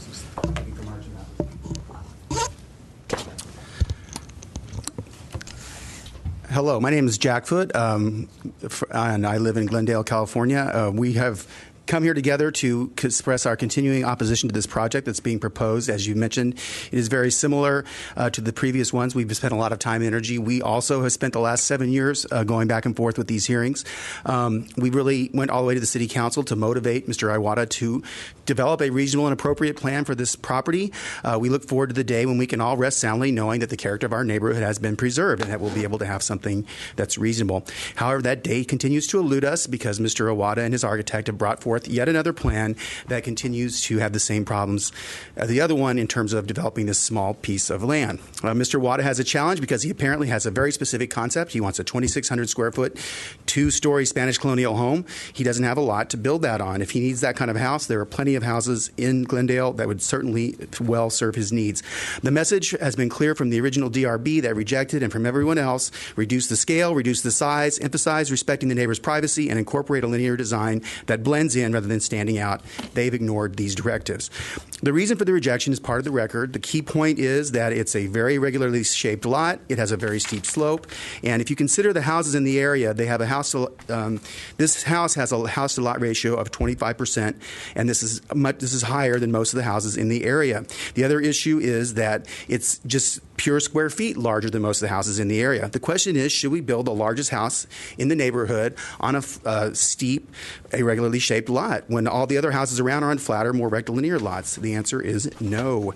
The scale of the current proposal hasn't been reduced. I mean, they're talking about a few inches. We're trying to flip a coin of whether it's actually taller or shorter. It's not. The scale hasn't been reduced. The house with is over 2,500 square feet, which was directed that it should be more around 2,000 square feet would be more reasonable. They've also ignored that. There's still the major privacy concern in this platform that's there where that driveway is. When people are walking up to the house, they're looking right into our backyard. They were supposed to point the garage towards Colina Drive, and if it was pointing towards Colina Drive, they could reorient the entrance so when people are walking up to the house, they aren't looking right into our backyard. We'll be looking at that house, and it extends because there's a wall all along the driveway that goes all the way down, so it kind of cuts off in that picture, but we're going to be looking at this long structure, which is continued by the wall. There's no break between the garage and the house, so that's a very important part of the whole mass of it because it's extended by the fact that the whole lot is basically paved, and the Spanish colonial revival style just doesn't work there, and they've been repeatedly told that they need to look at another style, and we've never seen anything. We've never been asked to meet with anybody. We had the city council meeting. They didn't call me. I don't think they called anybody to talk to them about what would work better, and I believe that we have a very strong feeling that this needs to be rejected, and we appreciate your time and energy. Thanks. I'll go to Elizabeth Shahajanian.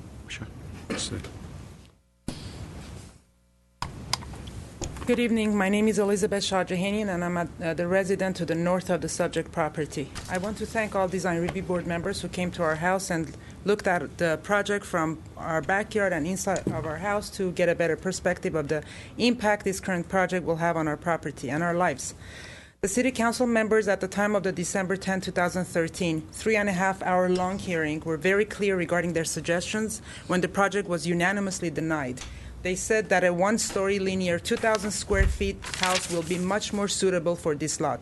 The first Design Review Board members and the City Council members both gave specific guidance as to what they want to see, but none of those guidelines have been followed. The current design is still the same with respect to the size, scale, mass, bulk, and incompatibility with the surrounding neighbors and the neighborhood itself.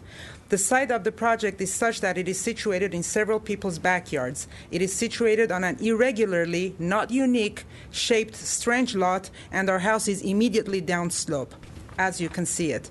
One City Council member said that this is the most challenging lot he's had to deal with in the last 17 years. The proposed project is still much larger than the homes in the surrounding neighborhood.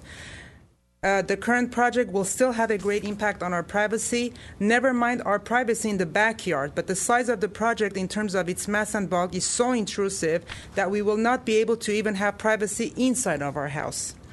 The solution is that they build a home that is modest in scale and that is 1 story and around 2,000 square feet with a subterranean garage.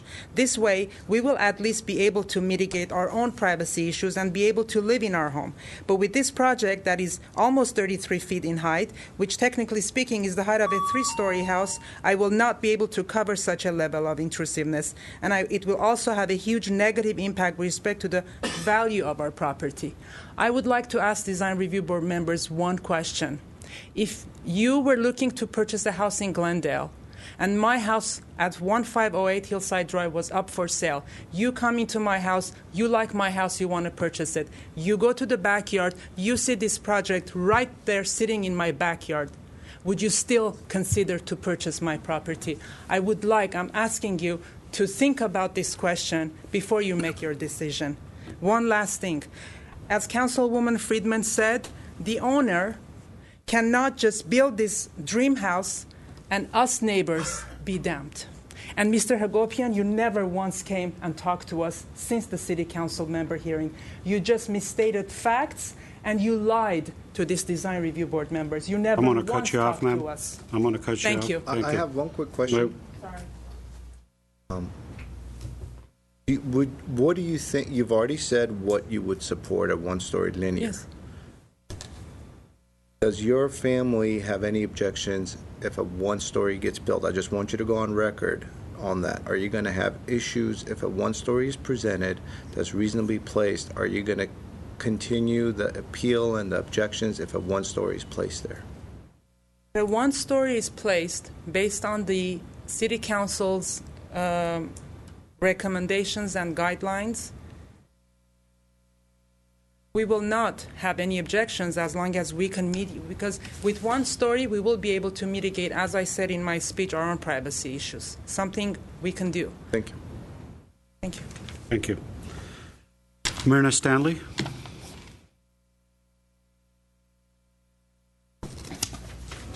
Good evening, Mr. Chair and board members. My name is Myrna Stanley, and I'm president of the Verdugo Woodlands West Homeowners Association, and I'm speaking to you on behalf of the board and the associate members who are frankly amazed and in disbelief and frustrated that this house has not significantly been changed despite several iterations and our successful appeal to the City Council. This lot, if you look at your 500-foot radius, is the only lot in that radius map that the backyard extends along the backyards of several properties. There isn't any other lot that does that. Such a lot configuration deserves a thoughtful approach.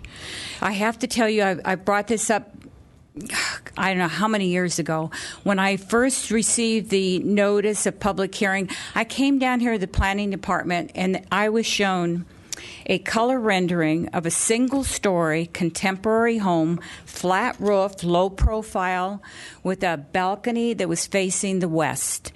And I looked, and there was no 37-foot-high retaining wall, I got to tell you. And I looked at that, and I thought, that's not too bad. Maybe if they just tweak it a little bit, it would. What happened to that? I've never received a response. Where did you see that design? In the planning department. By another architect? I believe it was Mr. Hagopian. I'm 90% sure it was his rendering. But then Mr. Shamdas, who lives, whose property abuts this site, called and he was talking to me about a tile roof and a Spanish design. I said, "What are you talking about?" And I told him what I had seen. So I don't know what happened. This is about the third time I brought it up, and I've never. I wish staff would go through their files way at the beginning, because it was not a bad design. I got to tell you. Thank you, Mr. You're welcome. Thank you, Ed Shawns.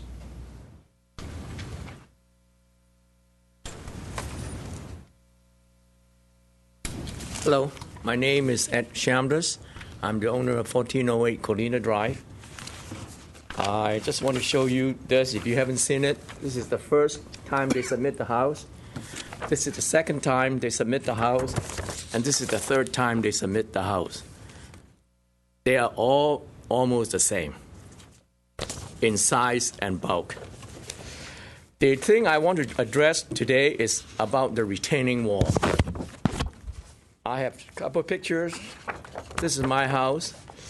If they're going to be building a retaining wall along the driveway, so right now I could see trees and deer running around, but with the retaining wall, there's going to be nothing.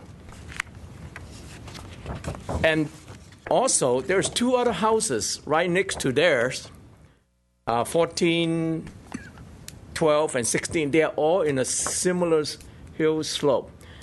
They don't have a retaining wall. They don't need a retaining wall. Why do they need a retaining wall? This is not the Verdugo wall land. So, Mr. Hagodian, please tear down that wall, please. And the comments towards us, please. Thanks. And also, they keep saying they try to contact us. If you look at one of the pictures, the sign from the hearing from 2013 has been still sitting there. A year and a half later, they never bother to clean up the property. They never do anything until somebody called the fire department. Then they do something. This is how they say they want to live in that neighborhood. This is how they care about the neighborhood.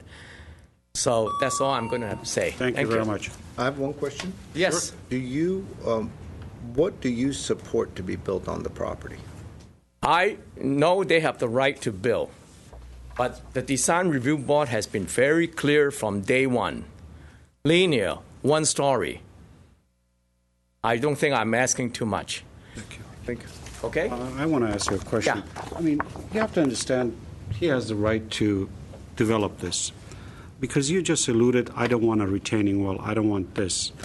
There is no way without putting some sort of wall to create a driveway to get there, whether it's one story or two story. So I don't know where you going with that question. This is the first time they mentioned the retaining wall going along the driveway. It's always been on the plans. It's always been some sort of a wall, whether it was retaining But if you're talking like a 5-foot wall? Yeah, it's just like a fence wall you'll have anywhere else. Well, fence is fine because you could. Right now, there's a wire it'll be a fence. fence from your side, but I want to get a good because you're the neighbor right adjacent to the driveway. Now, my question to you: what do you support? 2-story or 1-story? I'm going to be blunt and ask you this question straight I will because be blunt you two too. are the most effective. Linear, 1-story. Okay, thank you, sir. I'll go to Lori Tesparian. Okay. Good evening. I'm Lori Saparian. I live at 1536 Hillside Drive. I oppose this simply because I drive by that. I don't want to repeat what everybody else is saying, so I want to give them a chance. I drive by that. My property, in order to get into my driveway, is from Kalina Drive. When I drive by, where they have said that you can't see it because it's back, as I drive by, every time they've been there and they've put the posts, it catches my eye. You will be able to see it. To me, this is an eyesore. The part that I love about the Verdugo Woodlands is the woodlands vision. It took us 2 years before we finally found the home in Glendale that we wanted to have. And the biggest part that I liked about that was that it was woodsy, was that it looked like the woodlands. This, where they say you can't build a one-story Spanish colonial, I know you can because on Hillside Drive there's about 4 or 5 one-stories, and they're not boxy. And to me, this is just ugly. It does not go with the neighborhood. It does not go with any of the houses on Kalina Drive. Thank you. I oppose it. So thank you very much. Christina James. Christina. Hi, I'm Christine James, and I live at 1408 Colina Drive, and I'm actually the renter. Mr. Shamdas is my landlord, and I've been there 4 months. My husband and I sold our house in La Cañada to move to the Woodlands, and we love it, and everything they've said is true. It's very private and woodsy and cozy, and this sort of isn't really a cozy house. Maybe the one story is going to be the answer to making it more sort of user-friendly and sweet, but I just wanted to say I also oppose this. Thank you. Aaron Shahajanian, I should say. Good evening. My name is Aaron Shahjahanian, and I'm a resident at 1508 Hillside Drive. Do I get 3 minutes, or what's the... 3 minutes is the max I'm going to give you. I still have about 10. That's Please, perfect. don't repeat. I just don't want to run my mouth so fast that you don't hear You'll see the yellow. Absolutely. All right. I am speaking in opposition to the current design of this project, which I strongly believe is incompatible with both the subject lot and the neighborhood. Prior to us gathering here tonight, the issue was brought forth before the City Council, as you heard. They unanimously voted that a two-story, 2,000-square-foot house was, in the words of Councilman Quintero, both totally inappropriate for the lot in question and didn't make any sense in the context of the surrounding homes. The plans you see before you today are precisely the same design, and therefore should warrant the same very justifiable, very appropriate rejection. Our position as members of the community has been the same since this issue began nearly 5 years ago. Reduce the scale, reduce the square footage. As Councilwoman Laura Friedman put it, it's a lot of house to be hanging over your backyard. The first DRB to review this case agreed, as well as the entire City Council. We don't stand alone, and we're not asking for anything beyond the means of the owner and the architect.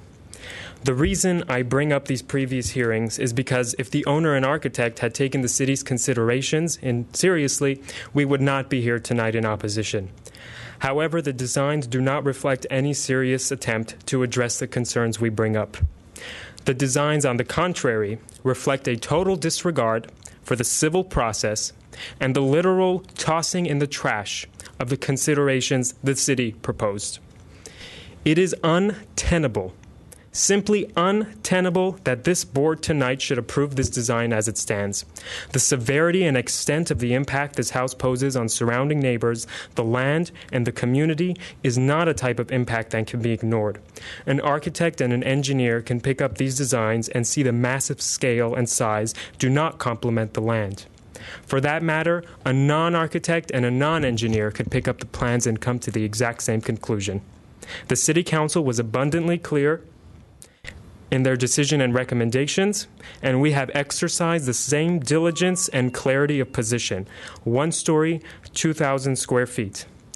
Mr. Awida has to understand that he is building in a very, very special community. It's not the type where he can cut up a hillside and pour concrete into it. I'm going to cut you off. I'm sorry. It's very important that I mention this. It's just a small anecdote. And it's that all our homes, and including this house, is just less than 2 blocks away from the Verdugo Adobe. That's the oldest house in Glendale. And we living in this community have an obligation to continue the legacy of that adobe brick home, which is a love of the land, a love of the trees, the soil, the mountains, and a love of our neighbors. Thank you. Thank you. Mr. Saro Shahjahanian. Hi, good evening, members. My name is Saro Shahjahanian, and I live at 1508 Hillside Drive, and I'm to the north of the subject lot. I'm here with my neighbors to talk about our concerns about this project. We believe this house is too tall, too bulky, and that the square footage is too high. We are not the only ones who think this. The first DRB and the City Council agree with us. Here are some of the concern I have about this property. I early today go to the city and spoke to the fire department marshal, and he strongly advised me to bring this up with the members of the board. He too is very concerned about the emergency access and advises that it be incorporated into the plan. The general scales, mass, and the size of the house has not changed throughout all of the plans, and they keep ignoring the guidelines that will help them address our concern. The first floor is already more than 5 feet above the ground, plus the rest of the floors and high ceiling. The house is more than 32 feet high. It is more than like 3-story building. I would work very hard and save money penny by penny to buy this house. It is my biggest investment, and it will be negatively affected if this large house is built right above it on this small and irregular lot.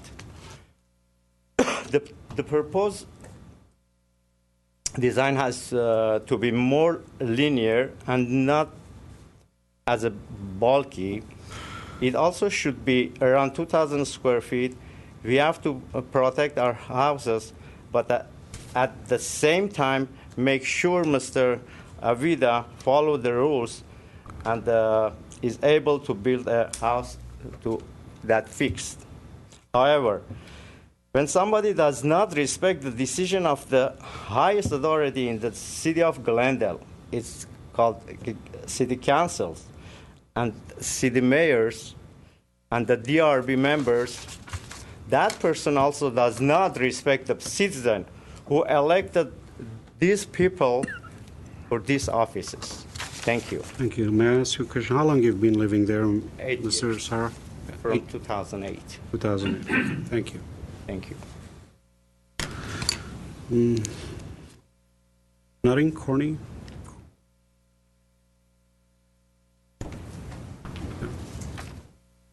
Hi, my name is Corinne Nutting. I live on 1428 Colina Drive. My husband and I have been living in that house for 20 years, and we love the neighborhood.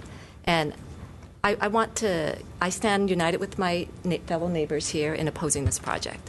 In the interest of time, I share their concerns about the privacy and the size and the mass, so I won't go over those details. But the one thing I am going to ask you to consider, because I live on the end of that street, so with Lori where it curves, there are maybe there are some just a slight consideration about this house has no frontage, and just so when you have a larger house. This is the reason why the size becomes a little bit issue with me, is because the bigger the house, the more cars you're going to have, and when you're rounding that curve, it's and people are going to park in front of their house. It's just a fact of life. I'm not complaining about the construction phase or anything. That's just inconveniences we all have to put up with. But the bigger the house, it begets more cars. And I can tell you this much: I'm embarrassed to admit this, but last week I practically got into an altercation with a commercial truck that happened to be backing down the street in front of 1410. He wouldn't move his car, and I'm trying to bend around the curb, and that's not going to happen all the time. But the larger the house, it's just more likely. So I just ask you to please consider that. I'm not affected by privacy issues, but I share their concerns. Thank you very much. Please consider that. Thank you. Calvin Dong.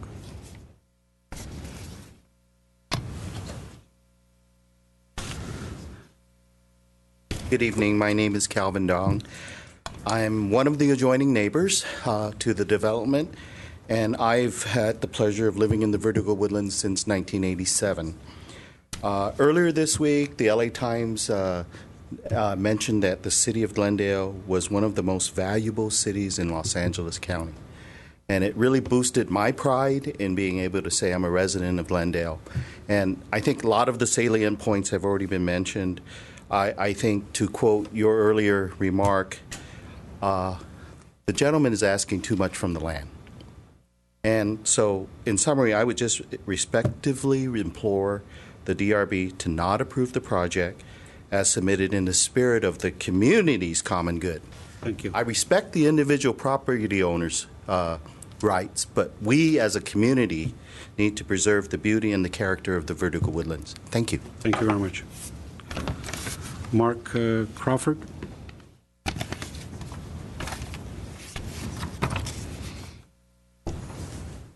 Good evening. My name is Mark Crawford. I reside at 1511 Hillside Drive. It's on the north side of the project. It's a two-story residence. And from our first and second levels, we can clearly see that hillside, and we've been enjoying it for 17 years.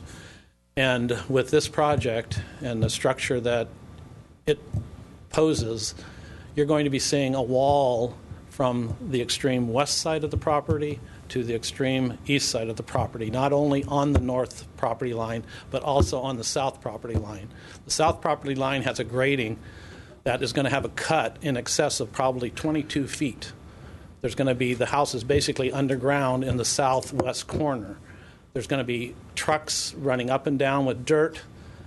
It's just going to, in my mind, ruin the community.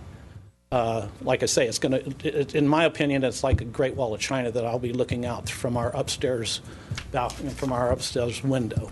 But you do live in a two-story home? Yes, I do. Okay. I'm not complaining. It doesn't fit, okay. And there's, in my mind, a lot of issues with it. Thank you. And it doesn't really reflect how the mechanical equipment is going to be placed at the structure either, because some of that's going to We'll go over some of these items. Did you have a question? Yeah, I just wanted to ask the same question I've been asking everybody else, is if a one-story project comes forward, will you join your neighbors in supporting the one-story? Yes, I believe a one-story would fit much and better not on the lot. appealing Yes, yes, if it's properly placed. Thank you. Ella Shahjahanian.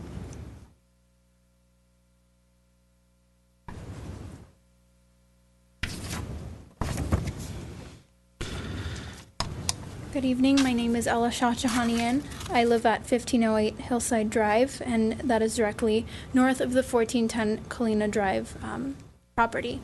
I wanted to thank you for taking the time to hear each of the speakers and also for coming to view the property. We are not opposing development on this land. In fact, appropriate development along with maintenance would be ideal for it, rather than the current state that it is in. The applicant has a right to build on the land he has purchased, just as anyone else would if they have purchased this land. However, we also do have a right. The right to advocate for our privacy, to advocate for the integrity of the Verdugo woodlands, and the civil process of our local government. This is not about taking sides or shooting down anyone's goals. This is plainly and simply about respecting the decision of the City Council and adhering to their recommendation of reducing the size and scale of this building to better fit those of the surrounding homes. A home, like I said previously at the City Council hearing, should be a sanctuary for its residents to live in. The images provided tonight, along with the testimonies of each of us, as well as your individual assessments, should provide enough evidence to show that the result of this project will not be some arbitrary structure that we pass by once or twice a day on our way to work, on our way back home, but rather it will be an unsolicited presence, and saying that it will be an inconvenience is a serious understatement. We have an oak tree in front of our house that drips sap a couple times a year, and we do things to work around it. We move our cars, we wash them more frequently, we park elsewhere, and we try to take care of the tree. But this is not an inconvenience that can be remedied as is. The highly recommended guidelines set forth by the City Council members from the hearing of 2013 should be respected and implemented, and we are ready to accept what we believe is the best solution, which is a linear and single-story home of around 2,000 square feet. We firmly express our concerns and beliefs through the sacred public process so that the harmony of our neighborhood and the woodlands as a whole can be maintained and enjoyed by all of its inhabitants. Thank you very much. Vahe Yagazarian.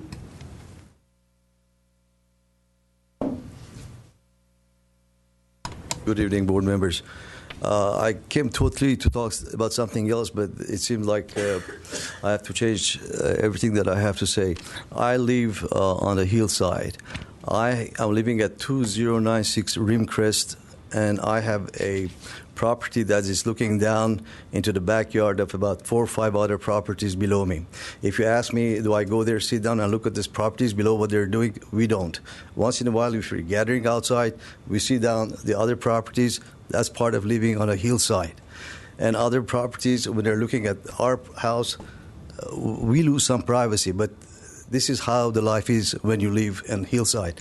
I think in this case where we're standing here, there is one builder or owner who's trying to build something. Automatically, there are 20 neighbors. So here, 20 people are coming and standing against one.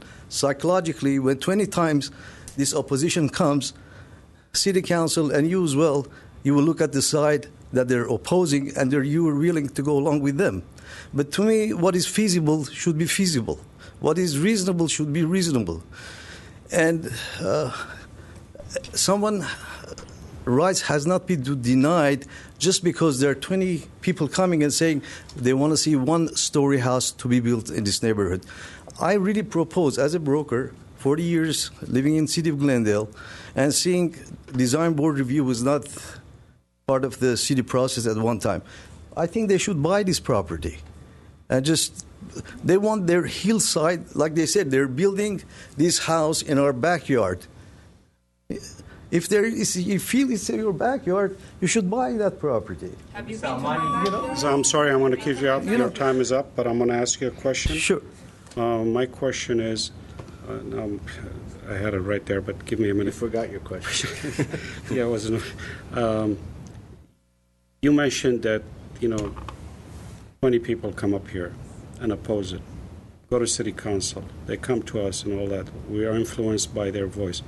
I happen to be the person who voted yes for this project the second I'm sorry, time. can you speak a little louder? I said I happen to be the person who voted yes for the second time around on this project.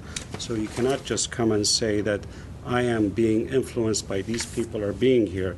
So I don't know if you were here at that meeting, but Mr. Agopian knows, and the record shows that I voted yes for the project, and there were two other members voted concurrently. But the question is, the city council, after further review and after an appeal, they felt otherwise. So it's not just people coming up here and trying to influence my decision. I am in the same business as, every... I think what you have to explain, it just happened in city council, Yeah. and with due respect to city council, when they have a design board review, taking so much of their time, they take all the variables into the equation, repeating the meetings 2-3 times, they approve it, and then in 10 minutes they reject it. To me, that's not a correct process. That's the process we're in. I'm going to have to cut you off and move on, and Thank you very much for hopefully listening. we'll get somewhere. Mrs. Debbie Jeske, did I pronounce her? Very good. Okay. Yes, a lot of people don't even attempt it. All right. Hello, my name's Debbie Jeske, and I am Andrew White's fiance. We have a son together, and I come before you today to approve the project once again so we can build our family home. Andrew has tried to shield me from this process because I deal from a medical condition, but I can't be silent anymore. The reason the two-story is because of me and also for my son. There is at times that I need to be in total isolation, and so we proposed that I would have first floor and my son would have second floor so that he will be able to play and be a child. And that is why we have a two-story. My grandparents came over on the Mayflower. They were William and Mary Brewster, and they left England to escape tyranny and persecution. And I feel like today we are reliving history. We are being persecuted not to have our civil rights, the right to build a family home, the right to build on a lot that Andrew owns. He's worked in the city of Glendale for 25 years. He wants to be close to his family and work because of the condition that I am in. And I understand there's one person with a law degree that has given city council false information, exaggerated, and rallied a neighborhood against us.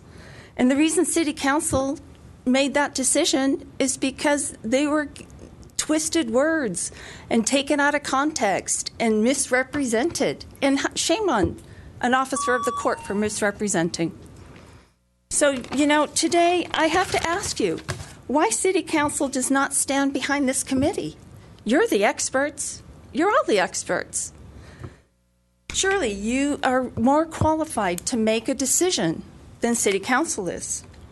So once again, I ask you to approve our plans, send City Council a message that what they are doing by denying us the right to build our home on that lot is all because people have rallied together against us and given false information, not allowed us to rebut the comments that were made falsely. We've taken information out of context. Please do not allow her or the neighbors to discriminate against us for their own personal interests. If you do not want somebody looking in your backyard, buy a house at the top of the hill. Don't buy a house at the bottom. Many of these people live in two-story homes. The one that got up and spoke, she lives in a 3,000 square foot home, and she's opposing 2,600. Shame on her.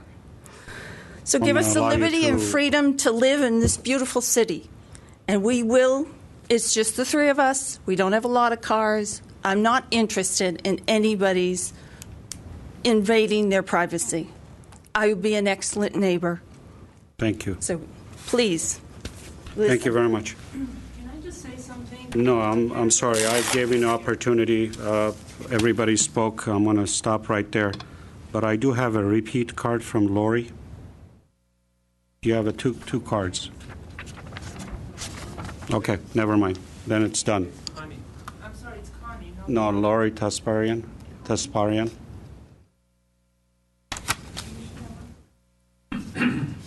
Well, you could come up and speak. And If whoever hasn't speak, come on up. Afterwards.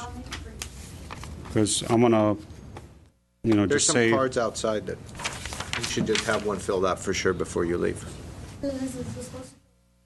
Yeah, you can do it after. It might be missing in action, but you Okay. can certainly refill it. Okay? Can you hear me? All right. Well, I'll make it brief. My concern... Name for the record, if you would. Oh, I'm sorry. Connie Horton. I live on Hillside Drive, and I've probably lived in here in Glendale longer than the rest of you, some of you put together. We bought our house in 1966. Okay? So I've seen a lot of changes in the Woodlands. Some good, some eh. This one has me concerned basically because of what effect it might have on the hillside. I've lived long enough to have lived through an El Nino. We put a large, we thought, engineering-wise, all the bells and whistles, retaining wall in the back of our yard, 5 feet up from ground level. And the mudslide came within 6 inches of the top of my retaining wall. So when they're going to be moving a lot of dirt, removing a lot of plants, I'm worried about the integrity of the entire hill. What's that going to do? Are they prepared for runoff? Are they prepared for mudslides? Is that retaining wall enough? Let's see. Where to go? Look, guys, could you read that? I couldn't either. Okay. This particular effect of what rain can do was brought even more clearly over this last little bit of hard rain we had, 2 weeks ago? I decided I was going to take the back road up around the hill. I was amazed at how much dirt and rock I saw already on the road of that little bit of rain. And just for the record, a one-story house would be brought because I had the privilege of having my brother rent the cabin that was originally there. And I was in that cabin, and I know exactly what you can see from a one-story house. Thank you very much. Okay, any questions before I ask Mr. Agopian to come up? Mr. Agopian, thank you. I need more time because so many people express different opinions, so I need a little bit of more time. No problem. Take it. First of all, I have to say that when we started to design this version, I contacted the city team, Mr. Tim Foy, and I asked Mr. Tim Foy, would you please invite these neighbors so we can sit and talk? He said, I will try. A few days later, he called me and says, they don't want to talk to you. Now, who is liar? Accusing somebody that he's a liar. This is a. You've got your opportunity. Let him. This is a bad kind of animation that I have seen from the neighbor. I'm not a criminal. I'm not a liar. I do this business for 8 years. I have designed hundreds of houses in this city. And always I try to reach to the neighbor and to sit and talk. But that is not the problem. The problem is that when a board member is saying one story, that I know that it is, let this to be a part of the record, impossible in a hillside you cannot build a one-story. As he is not build one-story house for himself, a downslope lot that is more than two-story. Once you said a one-story house, it triggers this kind of crowd to come here and repeatedly to say one story, one story, one story. One-story house in hillside property is not possible because we end up with a very high retaining wall, visible to everybody. However, if we build, which is not possible, of course it's possible, but when we have, as I gave you that sketch, it shows that you will have a 17-foot high wall visible from the north. But even if we build one-story house and have all this window facing their house, then what? Is that going to be rejected again? Because we cannot have windows towards the depth of the dirt. We cannot look into the dirt and get the light from there. We have to look in north direction again. And then we'll have our kitchen, living room, dining room, everything, bedroom, looking to their backyard. Is this what they want? That's what they've indicated that would work for them. I've asked the question specifically. Anyway, two-story house is not possible. A one-story house is not possible in hillside. Then I heard different opinions without knowing the zoning codes, limitations of the retaining walls, limitation of cut and fill. Somebody says, why don't you redirect the garage to face the street? Can you imagine if we have a slope like this and we cut here and put a 15-foot retaining wall to have a garage door in this direction to enter to the garage? These comments, most of these comments that I hear here is not possible to do because they are not technical. They don't know the zoning code. So every time we come to this design review board, we want to get a result. I know that you will reject this project. This has become very political, especially when somebody says one-story building, that everybody repeats that. But when I leave this place, I will be confused again because there are some technical people that they know why this has to be two-story. They know many other things that a normal person doesn't know about that. Simply they can say, why you do this, do it like that. Why you do like this, do like... This is a hillside project with this tick of a zoning code book, all these requirements that the fire department, building department. Anything technical you have to add? I know the one-story issue has come up. I don't think it was the intent of Mr. Simonian to say that's what he's supporting, because we haven't heard that, whether what he's supporting is just the message that it was relayed from City Council during their deliberation, and what we hear from the neighbors asking for one story.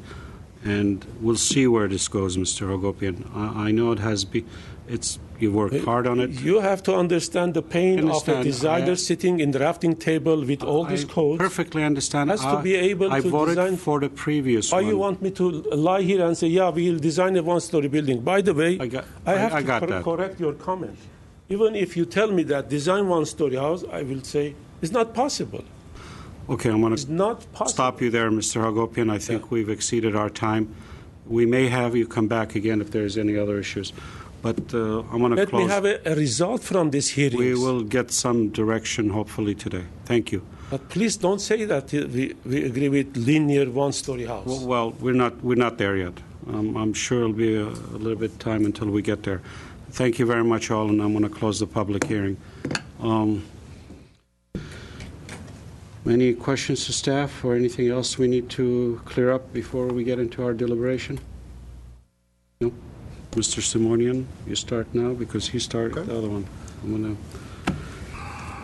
All right. Well, it's 7:30, and I do appreciate everyone coming out. It's been a long night, and I also very much understand what the ownership is going through. I myself went through a process where it took me a long time to build a home, so I understand exactly what you're going through. Trust me, I do. It's a very unique scenario what we have here. It really is. You've bought a very rare, unique hillside property.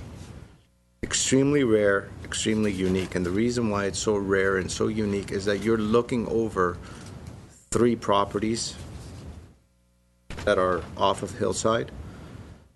Second is it's somewhat of a flag lot. I mean, it's not really a flag lot, but it really is, because it starts off very narrow and then it tapers off. So even though it's tapering a little bit, if that leg of the driveway was straight, it really would be a flag lot. Second, it's a hillside. So you put all those together, and you are dealing with one of the hardest lots to design a project into. Okay. Second, you're in the woodlands of Glendale. Very sensitive neighborhood, extremely political neighborhood, a neighborhood that unites, a neighborhood that doesn't like change. Doesn't like change. Now, I wholeheartedly think you didn't know any of this when you bought it. You just didn't know. But that's the situation. That's what you're in the middle of. And you've spent all this time and effort trying to make something work, to try to come up with a design to bring your dreams to fruition. I get it. It's frustrating. And the reason why I'm starting with all that is just to give you a little background of, in my humble opinion, of why you're going through the difficulties that you're going through. Now, the solution that's been presented over and over and over again is a 2-story raised floor. So you have, basically a house that's raised from the driveway. And every time it's the same thing. There's a raise. Then you have the 2-story scenario. And you have a 2-car garage in the front, because you got to access the garage. How else are you going to access the garage, right? So it's like, it's almost like you're trying to put a square peg in a round hole. Keep on trying. It's not working. And Mr. Hagopian, please allow us to talk, or we're going to have to call the police and get you out of here. I let you talk, and now we got to let us talk. I don't know this thing. And so, besides the theatrics of what's happening on the side, you got to know that you have options. There's options out there. There's options of how to make this work. And you just gotta trust some people that do this all the time, where it says it's not so clear cut. Okay. Now, insofar as the hillside is concerned and the hillside design guidelines are concerned, we were mandated by City Council. We were appointed by City Council to basically make sure and recommend design solutions to new applications that are coming in to fit within the hillside design guidelines. That's what we're appointed to do. That's our job. We're volunteers. We don't get paid. We come here. Yeah, we come here, and that's what we do. That's what we've been appointed to do. Can we keep that part quiet, please? I want to see what Mr. Simonian is saying. I went back and I reviewed the City Council comments. And Quintero says, this design does not make sense. First, DRB was correct, and the decision was not taken by the ownership or the architect. You could build a 1-story home, and you could make it work. A 2,000 square foot single story will work. Ms. Friedman said, 2-story will tower over the adjacent properties. 2,600 square feet of home is too big of a house. The CUP at the time, according to Ms. Friedman, said that the house to be around 2,000 square feet. That gave some guidance. The first DRB comments echoed those guidance and comments, and it was not followed. The mayor at the time, Mr. Sinanyan, commented on the main entrance should be relocated elsewhere. The design is bad. If the DRB comments were followed, we would not have an issue. He agreed and echoed with Ms. Friedman and Mr. Quintero. Mr. Weaver had some kind words to say about the project.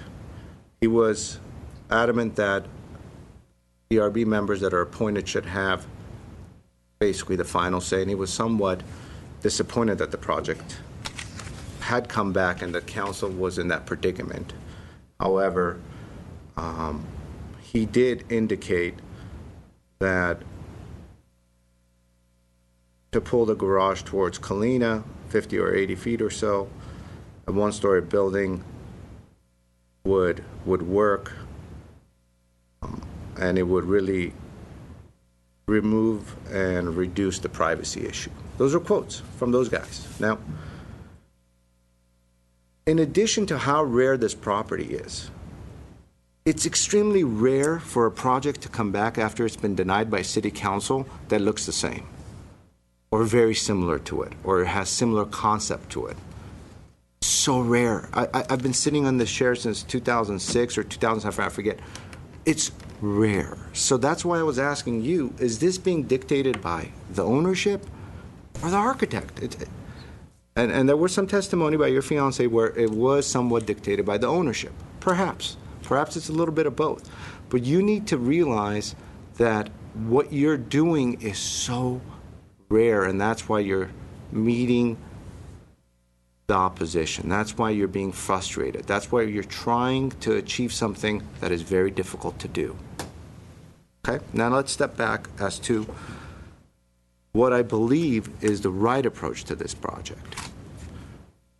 You have to look at this as a one-story. You just need to, because that's how you're going to get their support. And you need to come up with creative solutions of how to get to a one-story. If parking is an issue, then go for a variance and eliminate the covered parking and try to get a variance where you have a carport. That's how you make a deal with the surrounding neighbors. Guys, here's a one-story. It's a mid-century modern. It terraces up and it has courtyards that are built between the levels. The courtyards provide relief as the home terraces up on a one-story level, provides views, it provides light into the different structures. At the same time, it does look north, and there are windows on the one-story that are going to look north, and you guys got to live with that. That's life. If you don't like it, you got to buy the property. It will work. You could do it, but you need to try a different approach. So, in my humble opinion, as someone that's sat in this chair for a long time, I believe the solution is a one-story solution for this property. Whether it's a carport, whether it's subterranean parking, whether it's the elimination of the required two-car parking being covered, one being in the front, whether it's tandem parking, doesn't matter. You got to come up with solutions. And once your architect walks out the door, that means he's getting too frustrated with the situation. You got to take a different approach. I appreciate somebody else from the office being here, but it's also rare for an architect to walk out. That's also not happened since I've been here since 2006 and 7. Another first. So, you got to have an open mind to this, and I believe a one-story linear design that's maybe of a mid-century modern or something else that terraces up into the hillside, is nestled into the inside, has courtyards that are situated within the different parts of the living quarters, and has a creative approach to the parking, which perhaps doesn't need to be covered, which perhaps doesn't need to be side by side, which perhaps could be tandem or it could be underground, is the solution for this site. Those are my comments. Thank you. With that, I'm going to have a question to Mr. Duong. I know there was discussions, I don't recall which board, whether it's City Council, because this is a flag lot, you cannot back into the street. Am I correct? When the project came to us, to the planning division or CDD, the project was routed to various departments for appropriate comments, and the comments concerning backing onto Colina Drive came from the Traffic and Transportation Division. It was recommended that enough turning radius or space in front of the garage should be created so that a driver should not back onto Colina. And this led to the perpendicular garage door arrangement But that we every have. other house, although maybe they're not flag lots, they all back into the street. Even the neighbor's property back into the street. It's a local street. I mean, is it because it's flag lot? That's what my question is. Or is it just traffic issue? The concern was the narrowness of the front portion of the property. and how long it is. Is it a recommendation or an absolute requirement? It's fairly typical that we have some sort of court, auto court, or turning area on hillside properties with long driveways that go downhill. Right. It's pretty much every project we see, but I can't say that that's written in the code requirement. Standard lots, flat lots, deep lots, the detached garage, and it's 150 feet back. I mean, it backs into the street, except with a 25-foot turning radius. The reason I'm questioning that, I'm trying to find a way, even with one story, get a, maybe not that 2,000 square, maybe you'll get more by doing something to get something on the ground level. But you answered my question, and I'm going to go with Mr. Millian. I'm not going to repeat all the technical stuff my colleagues mentioned and we've discussed early on, but I'm going to add my voice to Mr. Simonian. I think the solution is a linear, one-story residence that spreads over the site, where you don't have the mass concentrated in the backyard of 3 adjacent neighbors. I think that's, to me, that's the only solution, and I think that's the only solution that will work, and it'll basically a linear one-story house will fit better for this site, for this particular site. That's all? Thank you. I'm going to concur with basically all the comments that my colleague said, and I'm going to just, reiterate what I've said in the past. I watched the hearings and all that. I think the attempt hasn't been made to address those comments or these conditions or the denial part of this project, because I really I said, like I said it before, I voted for this one, I think. What was it? Yeah. But I'm looking at it back again. I'm looking at these 3 elevations, and the mass in the rear hasn't changed drastically, and it's still there. That's why my earlier question was the square footage hasn't changed. The height has been tweaked about a foot or so, but the mass is still there. And, I mean, even when I look at staff's conditions saying, okay, well, which most of the time I agree with staff's recommendation, but in this case, I don't see how, some of these conditions will work. I mean, we're talking about putting taller plants. Based on my experience, under an oak tree, you can't plant anything. Am I not correct on that? It's a very good point. We were trying to soften that wall. Yeah, I understand, and that was my first, observation when I was on the site from the neighbor's property, and I said, maybe there's another way to buffer this thing by mature vegetation. But then I'm looking at the whole backyard is oak tree, so there's nothing will grow there. I'm not saying it has to stick to 2,000 square feet. I think even Mr. Simonian mentioned that a variance may be wise. And I know it's a hideous process. I know it's complicated. I know it's lengthy. But to achieve a second story in a lot like this may be possible. And I wanted to say that actually at first. Today, I don't see anything that says, okay, I've tried one story. I'm just not getting the program. I'm getting 2 bedrooms, and I know it's unreasonable to dictate somebody to do a bedroom. But I'm not seeing a linear design, a simpler design that doesn't overpower the neighbor in the back. If a different approach, I'm not going to dictate. You all have all the rights to do any style you choose. But maybe this style is not working in this particular situation. And I think traditionally, and there's a lot of hillside homes that have Spanish style, but, they tend to be massive, no matter how you slice it. And in this situation, you just happen to be facing the rear of somebody else. It's just an irregular shape. And I think if I was shown today, okay, we've tried a modern, linear, and the neighbors would have had the opportunity to say, okay, this is more, maybe they would have liked it, but they haven't seen that. And with that, I'm going to, join in my colleagues and support their decision because, the council's wishes were also very clear. In my understanding of the tape, 1 story, 2,000 square feet. That number went back and forth. So, and I want to stay within those parameters, unless if you showed me a 2-story design that is not so, overpowering the adjacent neighbor. With that, I'm going to stop and see if anybody else has anything else to say. Thank you, and I'll entertain a motion then. Before you make a motion, can I make a staff suggestion? Okay. We've seen many rare things tonight, things that the board isn't used to seeing. We're also not used to seeing someone say that something is impossible, and this is a person who we've worked with a lot, who we respect Mr. Hagopian's understanding of how to design in hillside settings. He may be right, he may be wrong.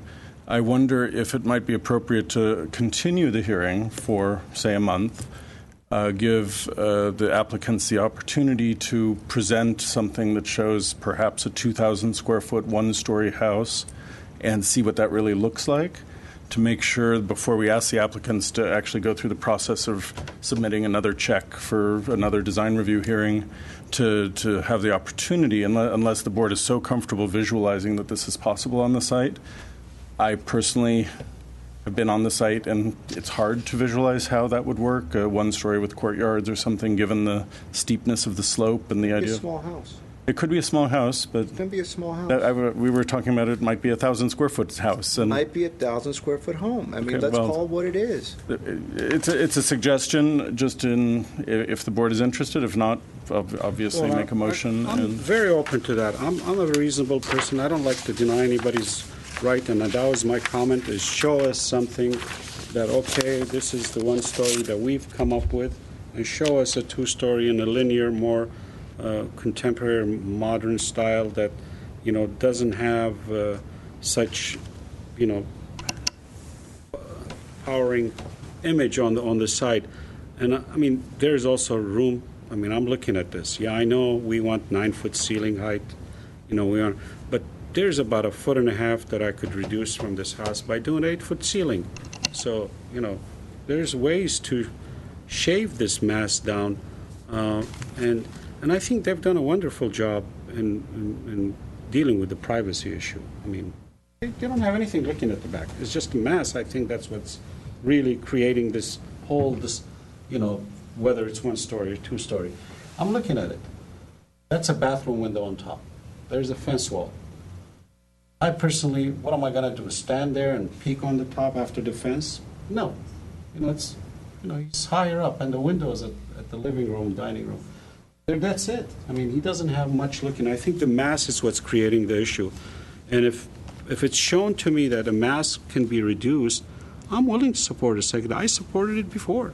So, I'm open to that. And I'm happy to continue it. And I just threw that out. I'm happy to continue it. But the only question that I have when I continue it, I'm going to have 2 other board members sitting here with different opinions that they've never seen, or I don't think they've ever seen these projects. The same would be true if you return for redesign, possibly. Yeah, I know. But I'm willing to entertain that, and if my colleagues are willing to entertain it, it's fine with me. May I make a Sure. comment? I'm willing to entertain that as well.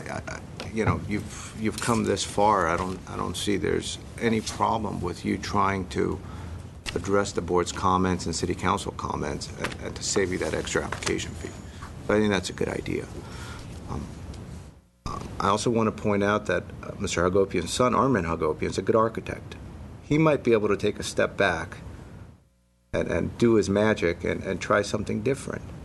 But you got to let them try something different. You got to let them drastically try something different if we're going to give this opportunity. Because if you come back with a foot shaved here, 300 square feet shaved there, this window shifted there, and the garage shifted, which is what the senior Edward Hagopian does at times, it's not going to work. You're going to waste your time. You're going to mess your efforts. You got to take a step back and try something different. And if that's what we're talking about, absolutely, let's do that. They could get it done in a month. Great. They might need more time. Well, the idea of the continuation would just be for a massing study. It wouldn't be for a redesign. If you would like to see a redesign with some very clear conditions, that would obviously be a return for redesign. I think that's a better use of money is going with the massing study. It's almost like a phase one submittal where you're looking at it very lightly with different ideas and different vantage points and see which just site plan. Yeah. An elevation. I mean, most of our concern is the north elevation. That's most of our concern. If we could see some site plan or north elevation that is depicted massing-wise, then I can understand it, because it's the massing. It's not so much the square footage. Yeah, the rooms are a little excessive in size, but I could live with, it's just the massing that is doing that. And I want to point out, Mr. Marty, and tell me, if the board members, if everybody agrees with this, if it's a one-story home, it's going to have windows overlooking the north side. Well, they have to live with that. You got to live with that. We can't deny them the right to build this project. In fact, one would argue if there's windows there, your privacy might be more impacted than what's drawn up there. However, you will not have the mass, and which is what the issue is. We can't have cross communication, but that's what we're talking about. So I want the board to echo it as well, for you to hear it. Yes, you could have windows on the north side because that's the only way one story is going to work. I would integrate courtyards. I think courtyards might work really well in this scenario. Perhaps different levels of pads. And I would really entertain detaching that garage and maybe not having it covered to begin with. Tandem, compact, think different. Because that's what it's going to take. You will get their support if you do it one story with all those modifications. But I still want to leave that option for the applicant to have their wishes. 2 stories. Show me a modern, more linear, more flat roofs. Flat roof, yeah. Yeah, I mean, the houses next door are 2-story. The ones that are sitting back with a long driveway, they're more of a simpler house. And I'm just going to throw at it. It's not anything to do with what's happening this weekend. I encourage all of you to, even the neighbors, and some of them are in your neighborhoods. We have the Historical Society Mad for Modern Home Tour. These are essentially simple homes that are designed at 2,000, 2,400 square feet. And look at the sizes. Look how efficiently they were done. I'm not saying go to the historical design, ideas, but these historical design ideas were done for purposes of small lots, and if efficiency was a concern. But in the meantime, still design a house that has 3 bedrooms, living room, dining room. I'm serious. It's this thing. Go look at it. There's a few of them. Good. Maybe they're not exactly the same configuration lot, but I'm just trying to give you an idea maybe what a 2,000 square feet house will look like. It's just a thought. But let's take the motion. Yeah, and one last thing, and Brad may be able to help with this. Now that we've entered into the design review board phase of this project, the board cannot require a condition that would require a variance, if I'm right. For example, tandem parking or uncovered parking. They have that choice. I just want to check with Brad. I mean, it would be a whole new, sorry, Mr. Chairman, members of the board, it would be a whole new project when you're encouraging them to deviate from the zoning code where looks like they meet from the code now. And let's discuss that for a moment, because I don't want to raise false expectations. And if the garage is set where it is, and more or less it could shift a few feet this way or that way, and we're still talking about an overall massing of what it is, what are we accomplishing by spreading this over a month? What I'm hearing, though, is, hey, what if we give the architect an opportunity to think differently during this month to save the new application fee? And if it's a direction that seems to work, then it's up to the owner to decide, to work with staff to see how we could work out that one part of it, which is, does parking need to deviate from the code? I don't know. Maybe it does, maybe it doesn't. So subterranean would probably work, I imagine, so we could hopefully make that. I think it's a slam dunk. You go subterranean, it's going to work. The other issue is we can't, Now I've lost that. Thank you.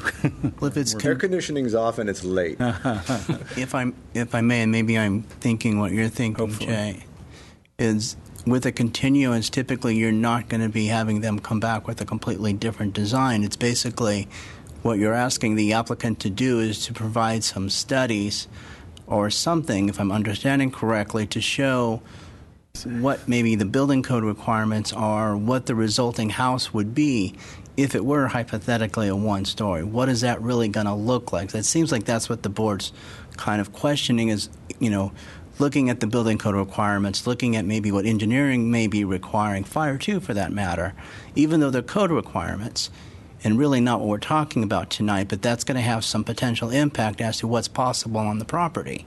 So you want to look, from what I'm understanding with the continuance, is you're looking for studies. You're not looking for a whole new redesign. Or you want something to show that, maybe what's before you, maybe that's the best option. The only reason I raise that is if it's true that building a one-story project on this strange lot, that it goes as far as it can toward meeting the applicant's needs and also addressing the concerns of the neighborhood. If it proves to be impossible, then that would lead to yet another return for redesign. So that's why I thought a massing study might be helpful. Yeah. And let's just talk some through at this point. Talking about a massing study, and say we go forward with that scenario. The idea is to try to give some direction to the design team and staff, because that's really who's going to be working together. Right.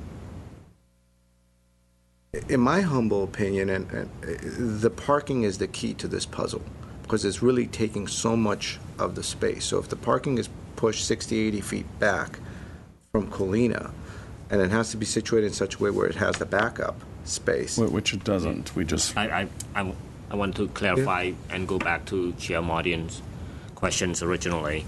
I have the comments from the Traffic and Transportation, and I'm going to read this verbatim.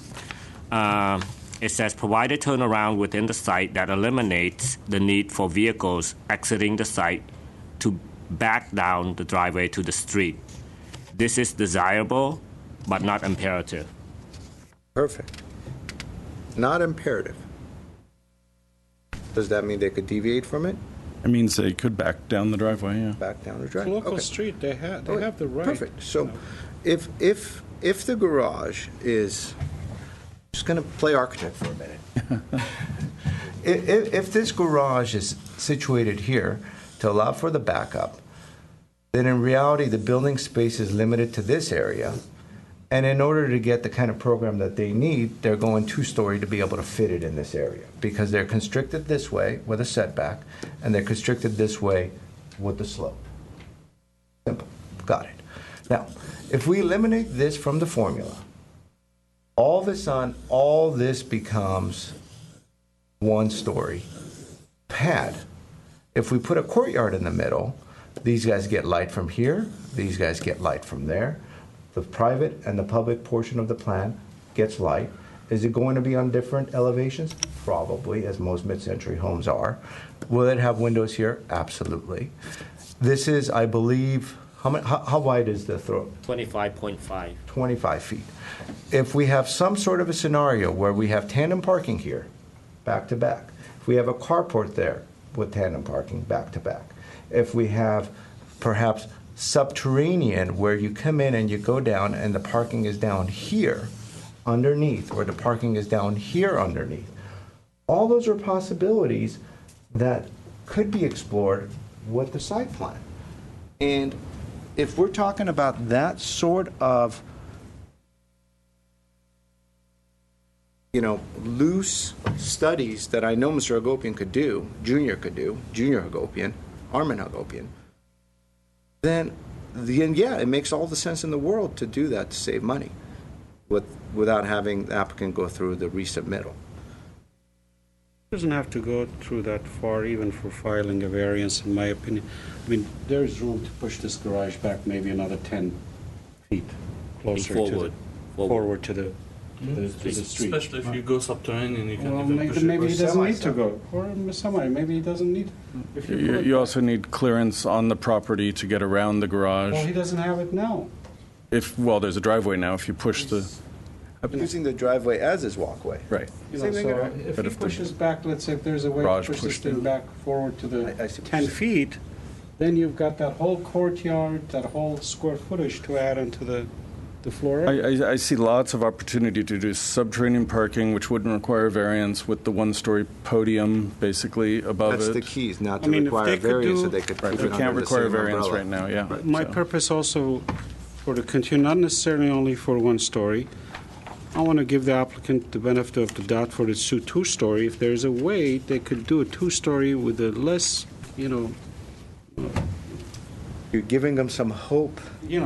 I'm giving, I don't want to keep, because if they're coming back, it's let them do that little extra step and show me another design that is not so massive from that north side. That is two-story. Maybe not the whole thing has to be two-story. Maybe portion I'm of it. just afraid that the applicant and the architect is going to take your word and ignore everything else that was said. Well, we're just saying concentrate massing. on what you're saying, and then elongate the thing and put the ownership through more of a heartache. I'll But leave that up to them. I want, If they I'm want to afraid try that's only gonna one, happen. if they want to try one-story approach, massing, site planning, that's fine with me. Since they're doing that, they can throw that in, and it's up to us. You're going to get 2 new board members. They're going to see all this. They're going to see, okay, we gave them the opportunity to do a 2-story. Show us, and if that doesn't work also. So at least then we can say the 2-story scenario, and based on our opinion, is out. I don't want to flatly out and say, property and you cannot have a 2-story.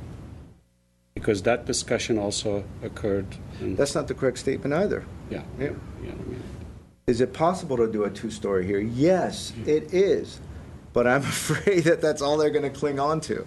No, I'm not saying I'm going to support it. I want to see it. I want to see it just like I'm doing a And I'm preliminary. glad we're having this discussion because we're being very No, clear as it's to on what the our thought record, is, and right? I am not saying that it's going to fly with me when I see something, but I'll take it as it comes. But anyway, I'll take a motion.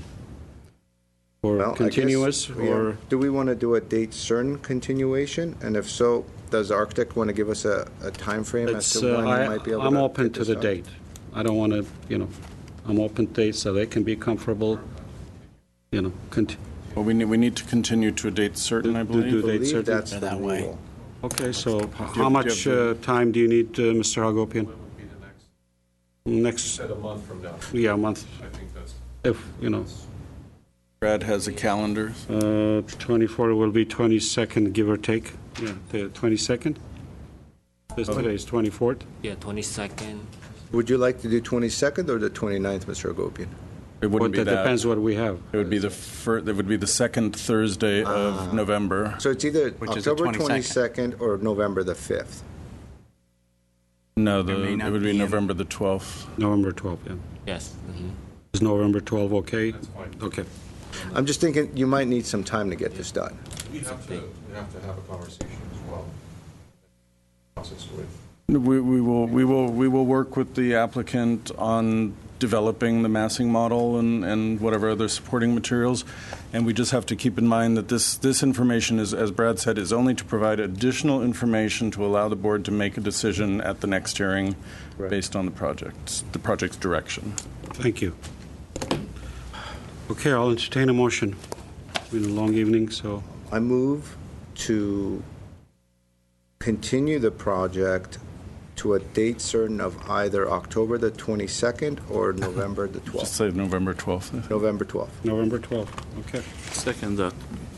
Roll call, please. Mr. Benlin, Yes? Mr. Simonian, Yes.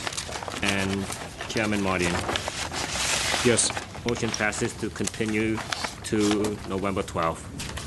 Mr. Chairman, we have set of minutes from August 27th. August 27th, are all of us It was in your present here? packet. Thank you. No. Good, thanks. I was There's in... 2 out of the 3 of you were. Mr. They can... Charchian was the only one that wasn't there, Mr. Simonian. I'm sorry, Mr. Charchian was there, Mr. Simonian wasn't there. And I wasn't there. So it basically would be 2 out of the... No, you were here. Oh, yeah, I was there? Okay, Yes. Glen Oaks. Oh, yeah, I'm here. So 2, we can do it? 2? 2 out of 3, I would think so. Yeah, all right.